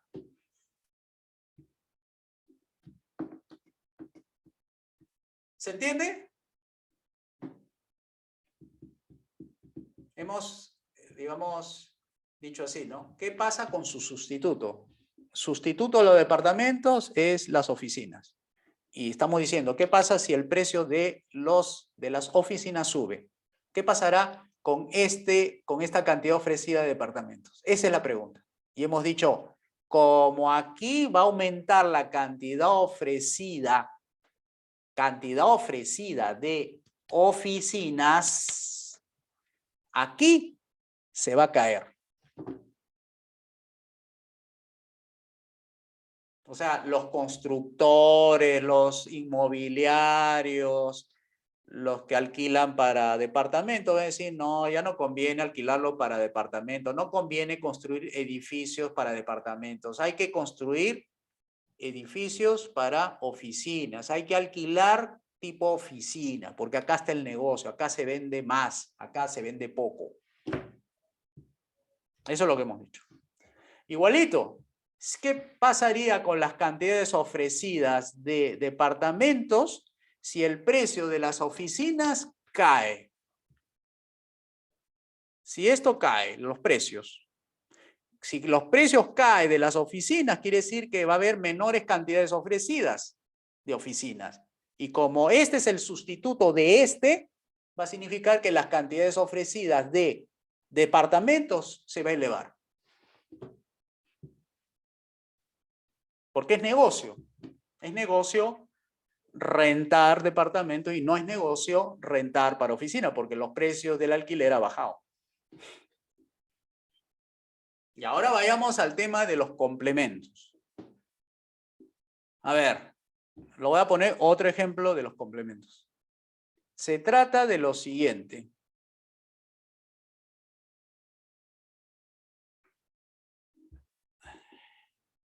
Complemento productivo, ¿ah? No complemento de consumo, es complemento productivo porque es oferta. Oferta, industrialización, comercialización, es complemento productivo. ¿Qué va a suceder con la cantidad demandada de cueros? Cantidad demandada de cueros, o sea, no se sabe si va a subir la cantidad de, cantidad ofrecida de cueros, no sabemos si va a subir o va a bajar, porque va a depender de su complemento. Y queremos saber qué va a pasar con la cantidad ofrecida de cueros, si se va a producir más o si se va a producir menos, si el complemento productivo, vamos a poner el ejemplo, cueros, carne de vaca, ¿ya? Lomo fino o bistec, carne para comer. ¿Qué pasará si el precio del lomo fino o del bistec sube? ¿Qué pasará con la cantidad ofrecida o producida de cuero? ¿Sube o baja? Baja. Es complemento, no es sustituto.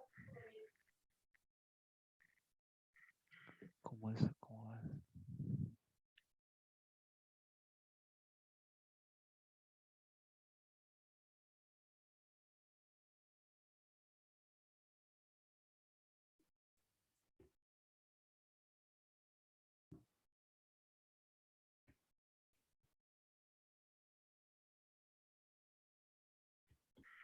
Ya me perdí, ¿ah? ¿Cómo? Ya, yo lo ¿Cómo? explico, no hay Ya, problema, yo lo explico. Lo que sucede es que el cuero y la carne provienen de un mismo recurso natural, que es la vaca. Son complementos productivos. La vaca produce, de ahí viene lo productivo, produce varias cosas. Produce leche, produce queso, pero aquí estamos analizando dos productos. El cuero sale de la vaca y la carne sale de la vaca. Entonces estamos diciendo, si el precio del complemento del cuero, y lo que queremos saber qué va a pasar con las cantidades ofrecidas aquí, el precio del complemento, es decir, de la carne de vaca, sube de precio. Entonces, ¿qué tiene que hacer el productor?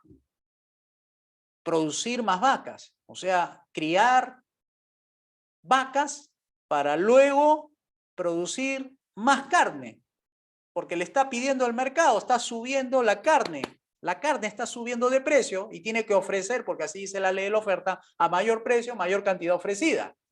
Entonces, complemento es la carne, pero el bien principal es el cuero.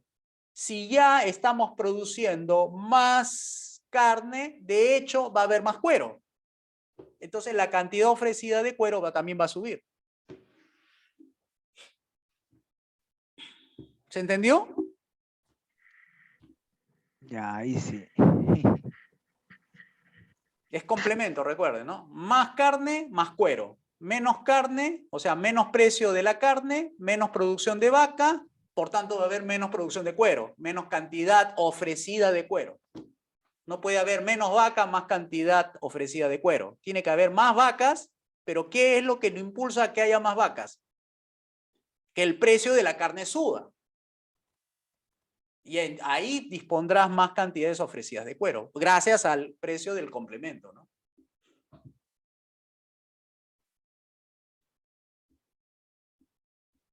Recuerden que todo esto estamos analizándolo porque hay otros factores que aumentan la producción de un bien, que no es necesariamente a mayor precio, mayor cantidad ofrecida, sino hay otros factores que aumentan las cantidades ofrecidas. Y estos son los que estamos viendo. Bien, nos pasamos al punto 3. Y aquí vienen los precios esperados en el futuro. ¿Qué va a pasar con la cantidad ofrecida de un producto sabiendo de que su precio esperado va a subir? ¿Lo vende ahora o lo vende después? ¿Qué va a pasar con la cantidad ofrecida hoy? ¿Va a disminuir o va a aumentar? Si el precio de eso va a aumentar en el futuro. Si yo tengo esa certeza, yo espero que suba. Entonces, No lo ofrezco ahora, por tanto disminuirá la cantidad ofrecida hoy. Ahí especulo, ¿no? Es decir, guardo para después. Disminuye el ofrecimiento.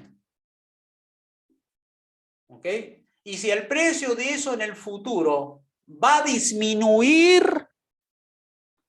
¿qué hago con el producto? ¿Lo ofrezco o no lo ofrezco? Vendo rápido. Para no dejar que se Al me toque, pierda. ¿no? Porque si no pierdo, pues no es que los precios van a bajar.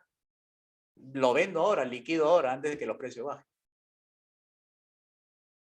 Eso es el comportamiento de un productor, es el comportamiento de un empresario, de un comercializador, de un industrial. Si ve que algo va a bajar de precio, lo vendo lo más rápido que pueda a hoy, antes de que baje, si no pierde. Vamos por el cuarto punto. El número de proveedores. Si la cantidad de proveedores sube, ¿qué pasará con la cantidad ofrecida de ese bien?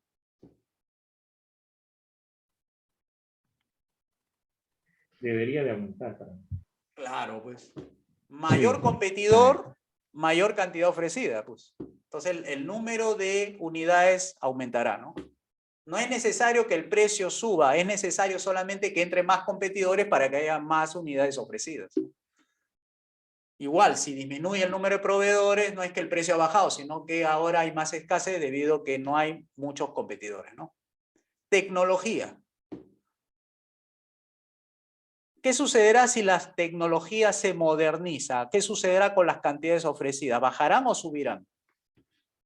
Suben, pues suben. Sube, pues. Mayor eficiencia, mayor ahorro, con lo mismo produces más. La tecnología moderna. Pero la tecnología desfasada, si se pone antigua la tecnología, si se va desgastando las máquinas, la velocidad y toda la tecnología, la cantidad ofrecida baja. No es que el precio ha disminuido para que baje la cantidad ofrecida. Es la tecnología que se ha vuelto obsoleta. Y por último, el estado de la naturaleza. ¿Qué pasa si hay una sequía en la sierra y afecta la producción de papa? ¿Las unidades van a aumentar o va a disminuir de ofrecimiento? La cantidad producida, porque el estado de la naturaleza provocó una sequía. Bueno, vas a producir, vas a ofertar menos, ¿no? Claro, vas a ofertar menos, porque no ha sido propicio la naturaleza con la producción de papa. No ha habido lluvias y se ha perdido la cosecha. O si llueve, no hay sequía. ¿Qué pasará con las unidades ofrecidas de papa? Aumentará. Ok.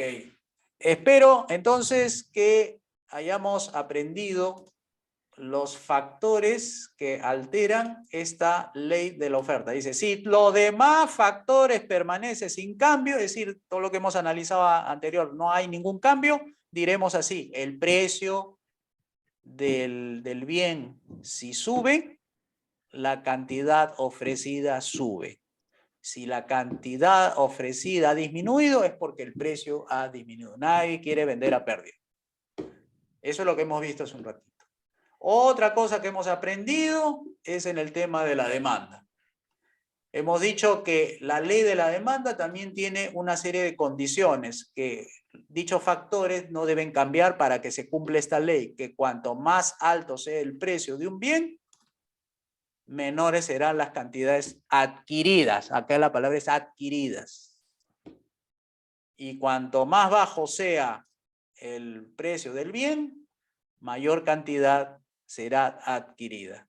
Y lo que hemos aprendido ahora es qué pasa cuando estos factores cambian, ¿no? Entonces hablamos de los precios, los bienes relacionados, en el cual estaban los precios sustitutos, los complementos, o cuando los precios esperados cambian, suben o bajan, o el ingreso sube o baja, dependiendo si el bien es normal o inferior, o los ingresos esperados suben o bajan, y todos estos factores hacen que las cantidades adquiridas suban o bajan, pero ya no es por el precio, sino por estos factores. Y anteriormente también vimos esto de acá sobre lo que son las fuerzas económicas, que son las fuerzas de la oferta y la demanda, ¿no? Que finalmente son acuerdos y que se llegan a un precio. El precio es producto de una negociación, producto de intercambio, producto de un conjunto de valoraciones, y el precio es lo que estás dispuesto a sacrificar, o sea, dinero, por un valor que vas a recibir, ¿no? Y el valor tiene que ser superior a lo que vas a pagar, que es el precio. O sea, todos recibimos valores. El alimento es un valor para nosotros porque nos suprime el malestar de estar con hambre. Pero estas cosas pues no son gratuitas, tienes que pagar, no es que son propiedad privada. Ok, entonces lo que yo voy a pagar es una cantidad que es menor a lo que voy a recibir en valor. Si esto es mayor, el precio a pagar es demasiado alto, algún valor que es demasiado bajo, no voy a hacer la transacción. Eso es lo que hemos aprendido. Hemos aprendido también que cuando los precios son libres, hay equilibrios de mercado, ambas partes, vendedor y comprador, están satisfechos. Pero cuando el gobierno mete sus narizotas y mete control de precios máximo y mínimo, ahí empiezan los grandes problemas. Empieza la escasez o la sobreproducción. La escasez te lo provocan los precios máximos. Decirle al comprador, decirle al vendedor, véndelo por debajo de lo que te costó. Ah, entonces las empresas quiebran y restringe lo que venden y ahí empieza la escasez. Lo que pretendió el gobierno bajo un populismo, decirle a la gente, desde ahora esto va a costar menos, que parecía ser aplausos, al final el boomerang le llevó a todo. Es decir, la gente empieza a ver que las cosas empiezan a escasear. Y después se forman los mercados paralelos, donde ahí sí encuentran los productos, pero a mayores precios. Y el otro es el precio mínimo, donde se le fuerza al vendedor a comprar insumos o mano de obra o algo que está por encima de lo que hubiese comprado. Entonces va a comprar menos de eso y por el otro lado los vendedores, los ofertantes se van a beneficiar de la obligación del comprador a comprarle un precio por encima y ellos van a estar dispuestos a ofrecer más. Pero en resumen, ese desequilibrio ocasional que va a llevar a este control de precios mínimos es que va a haber mucha oferta y poca demanda. Se produce una sobreproducción donde quedan varados a su suerte los que eran los productores o lo que eran, en el caso de los sueldos mínimos, eran los trabajadores. No encuentran trabajo a pesar de que les han subido el sueldo mínimo. Finalmente, esas dos realidades se van a imponer y finalmente el gobierno va a ceder a su medida y pretensión, admitiendo después que no puede controlar la situación y va a tener que asincerar el mercado, va a dejarlo libre, es decir, volver a lo que era antes, es decir, los mercados que gobiernen o se autogobiernen todos los que intervienen ahí. Y eso es lo que hemos aprendido hoy día. Bien, ¿hay algo más que quieran comentar antes de despedirnos?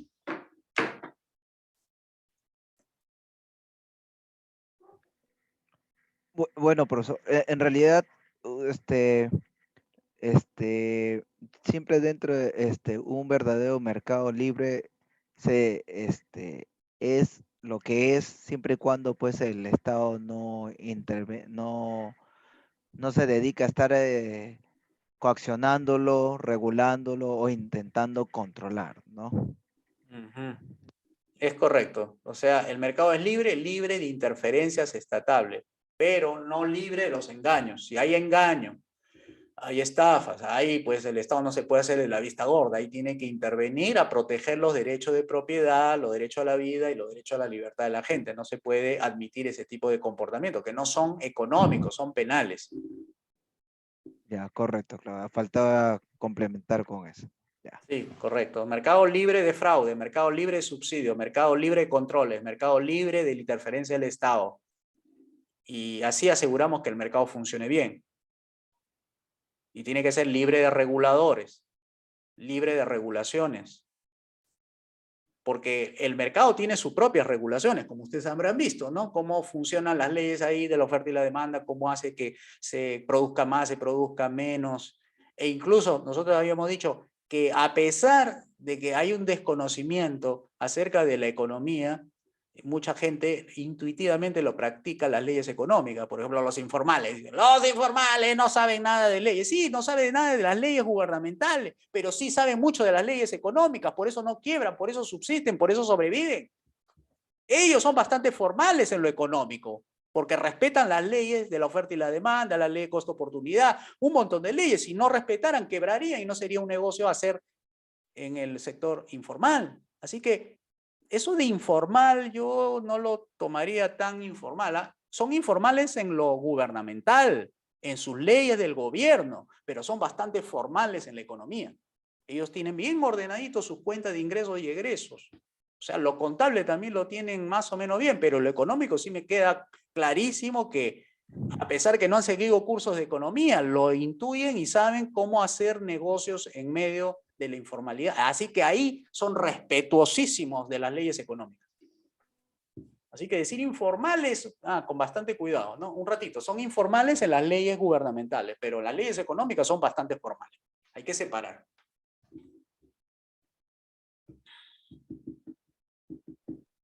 Profesor, una pregunta. En lo que Sí. serían lo que yo considero, o de repente estoy equivocado, corrígeme, los monopolios naturales como el agua y la luz, ¿cómo se puede ahí garantizar la competencia? Nosotros definimos a los monopolios como privilegios. O sea, si hay leyes que le dan la exclusividad a una empresa para que opere solamente esta bajo su propia modalidad, tecnología, etcétera, y precio, etcétera, eso es monopolio porque es un privilegio legal. Eso no es natural, eso es artificial porque ha sido puesto por el gobierno. Y entonces sería un monopolio por decreto, digamos, ¿no? Exacto. Por decreto gubernamental. Como era antes. Si tú miras un poco de significados, ha ido cambiando. Pero antes, cuando tú decías monopolio, te referías antiguamente a las leyes que concedían privilegios para que sean los únicos en el mercado. Como la ley de AFP, entonces, no solamente... Exacto, que la ley permite solo 4, ¿no? Y en Chile creo que son 6. Profesor, entonces disculpe, entonces el monopolio puede crear tanto empresas estatales como Sí. empresas Privadas, particulares. exacto. Ajá, claro. Y Sí, todo sí, sí. eso siempre es artificial. Exacto. Eso lo dice Kirchner, no lo digo yo. Kirchner tiene un libro que se llama Competencia Empresarial, en el capítulo 3 de Monopolio. Él dice que monopolio no es la unidad, no es el uno. Significa es la oportunidad de sacar rentas por la fuerza. O sea, si es alguien que obtiene rentas por lo que, digamos, el mercado por el momento tecnológico solo permite uno, por ejemplo, se asume que el agua solamente dice que se puede enviar por debajo del suelo a través de tubería y solamente alcanza para una empresa distribuidora, productora, potabilizadora, por la tecnología no se puede decir que es monopolio, porque está abierto el mercado, puede entrar cualquiera. Si alguien entra y descubre una tecnología que le permite ahorrar costos y llevarlo en camión cisterna, porque ahorita es caro, ¿no? Por todos los impuestos y las pistas y la falta de infraestructura para los cerros, sobre todo, que tienen que llegar allá. Entonces, no debería ser monopolio eso, porque ya hay otra forma de enviar el agua, ya no es por debajo de los pies.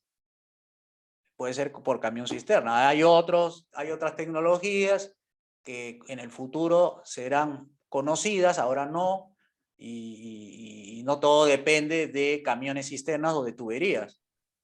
Puede ser con un tema de pozos. O cosechar el agua de la neblina, por ejemplo, también Claro, que hay atrapanieblas. claro, En exacto. un tiempo será así. O sea, mientras no exista barreras de entrada, será la tecnología la que limite. No por eso es monopolio. Monopolio significa yo pongo una ley para impedir que haya competencia. Eso es monopolio, privilegios. Lo otro será liderazgo. Pues el líder fue el primerito que creó la tecnología para poner debajo de los pies con tuberías en el momento que había la forma de repartir el agua de casa en casa conectado con tubería. Eso es porque la tecnología del momento. Igualito, no era IBM el único en el mercado que era el proveedor de tecnología informática y todo, y no fue desplazado después de 10 años por Microsoft, y Microsoft ahora es el líder del mundo de la informática, y ahora es desplazado por otros, y así. O sea, los monopolios, estos que dicen ser, pero no son, son liderazgos en realidad, porque está abierto el mercado, no hay ninguna barrera de entrada, salvo la tecnológica, que eso es momentáneo, pero no es monopolio, sino los privilegios. Entonces, eso de ahí significa que en un momento dado va a ser líder y de repente cae y ya no va a ser líder. O sea, hay que dejar que el mercado sea libre. Los monopolios no se forman en mercados libres. Porque monopolio no es uno, es privilegio. Entonces, profesor, no existe el monopolio natural, entonces lo que existe en el mercado libre es el liderazgo natural. Liderazgo normal de haber sido el primero en haber descubierto la tecnología, algo así como lo que ocurre con Apple, ¿no? Es el que lidera el mercado de los smartphones y que cada 6 meses está creando una nueva versión de algo distinto al anterior, con otras funcionalidades. Correcto, y eso cambia con el tiempo, pues no necesariamente Cambia, toda la por vida va a ejemplo, ser. Amazon Siempre alguien es lo el desplaza. único que sabe cómo enviar despachos en 3 días, 4 días a un precio tal. Hay un libro que se llama así, en inglés se llama Legislación y Antitrust, de Dominique Armentano. Dominique Armentano. En inglés está, por si acaso. Lo voy a poner en el chat, ¿no? Dominique Armentano. Y tiene uno que se llama Antitrust. Creo que es Legislation. Y creo que hay capítulos de él traducidos al español que le ponen nada más Dominique Armentano, es el que más se ha especializado en el tema de los monopolios. Y Dominique, no es Dominique.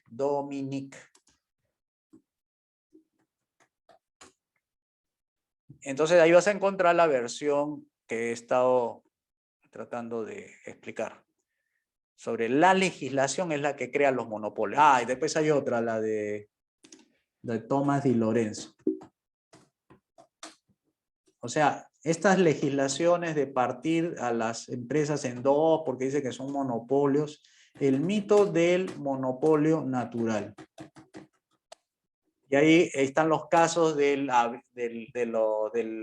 los ferrocarriles, que para que pudieran crecer le dieron concesiones, no dejaron que los carruajes compitieran contra los ferrocarriles porque eran su competidor natural, se opusieron los sindicatos de carruajes para que existieran los ferrocarriles porque le iba a quitar mercado y querían una ley para protegerlos a ellos. Luego los ferrocarriles también, asimismo, lo del ferrocarril oeste, el ferrocarril este también querían una protección especial para evitar la competencia desleal de los aviones, que en ese momento ya se estaban instalando como alternativa en lugar de ir por tierra a través del transporte masivo de ferrocarril. Los de los lobbies en Washington también estaban creando una legislación antitrust para que no exista el monopolio de la línea. La primera línea, no recuerdo si es Southwest o algo así, de la que apareció en Estados Unidos, para que no le hiciera competencia a los ferrocarriles, que eran los que normalmente llevaban a la gente de un extremo a otro en Estados Unidos,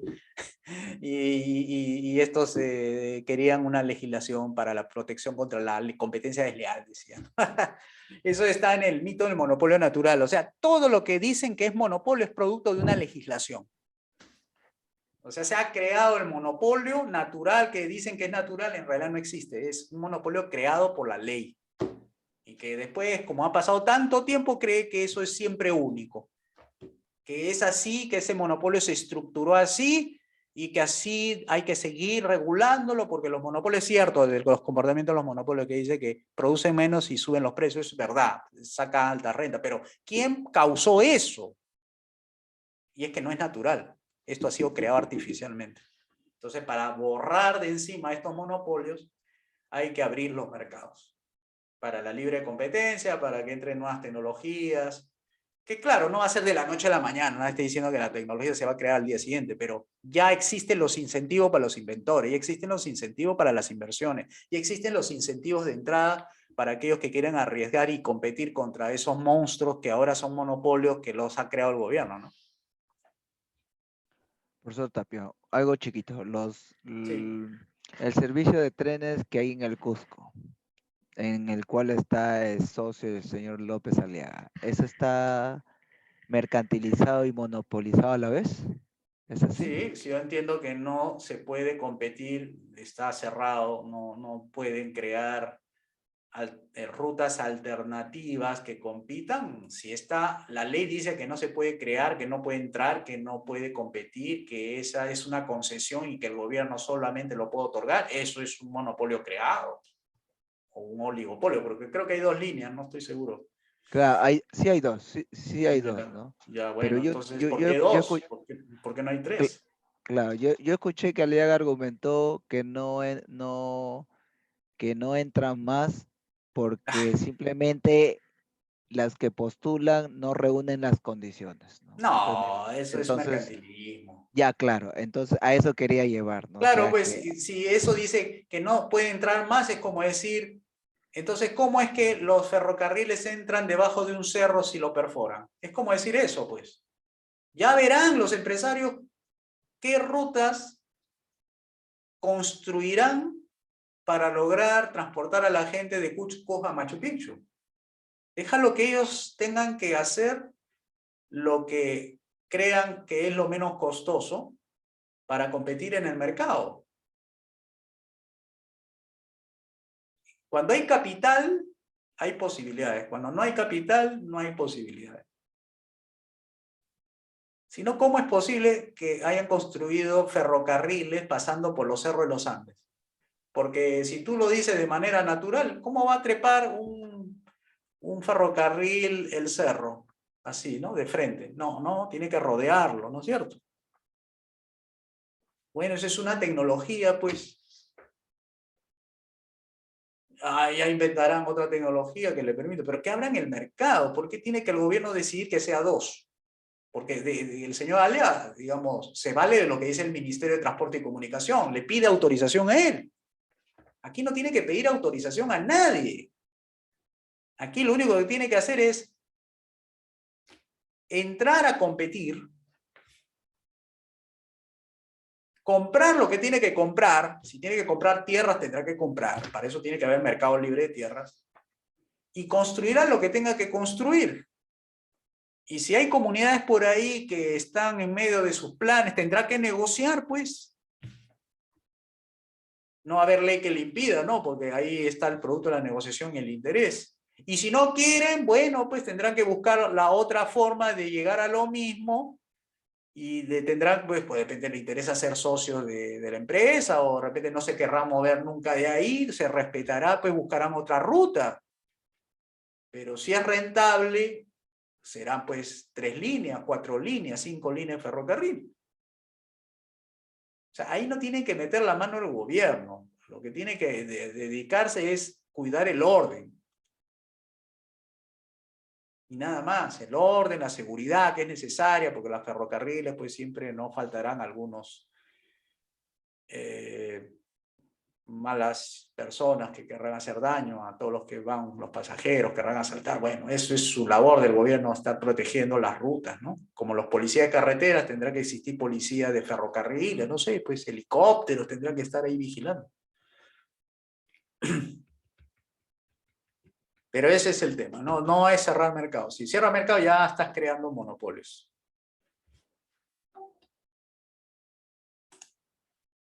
Bien, yo creo que es suficiente, ¿no? Ya son las 9, bueno. Espero que estén un poco satisfechos de lo que han aprendido. Ya tenemos entonces más elementos para comprender el mercado, la economía, que es la economía de mercado, no hay otra economía. Y nos veremos el próximo día miércoles a las 7 de la noche. Dios mediante, que tengan un excelente día y a pasarla bien. Muchas gracias. Hasta pronto. Dentro de un momento va a estar listo el el archivo, que lo procese Zoom y se los paso por el chat. Gracias. Listo, profesor. Buenas noches. Chao. Bye, bye. Gracias, profesor. Hasta luego. Listo.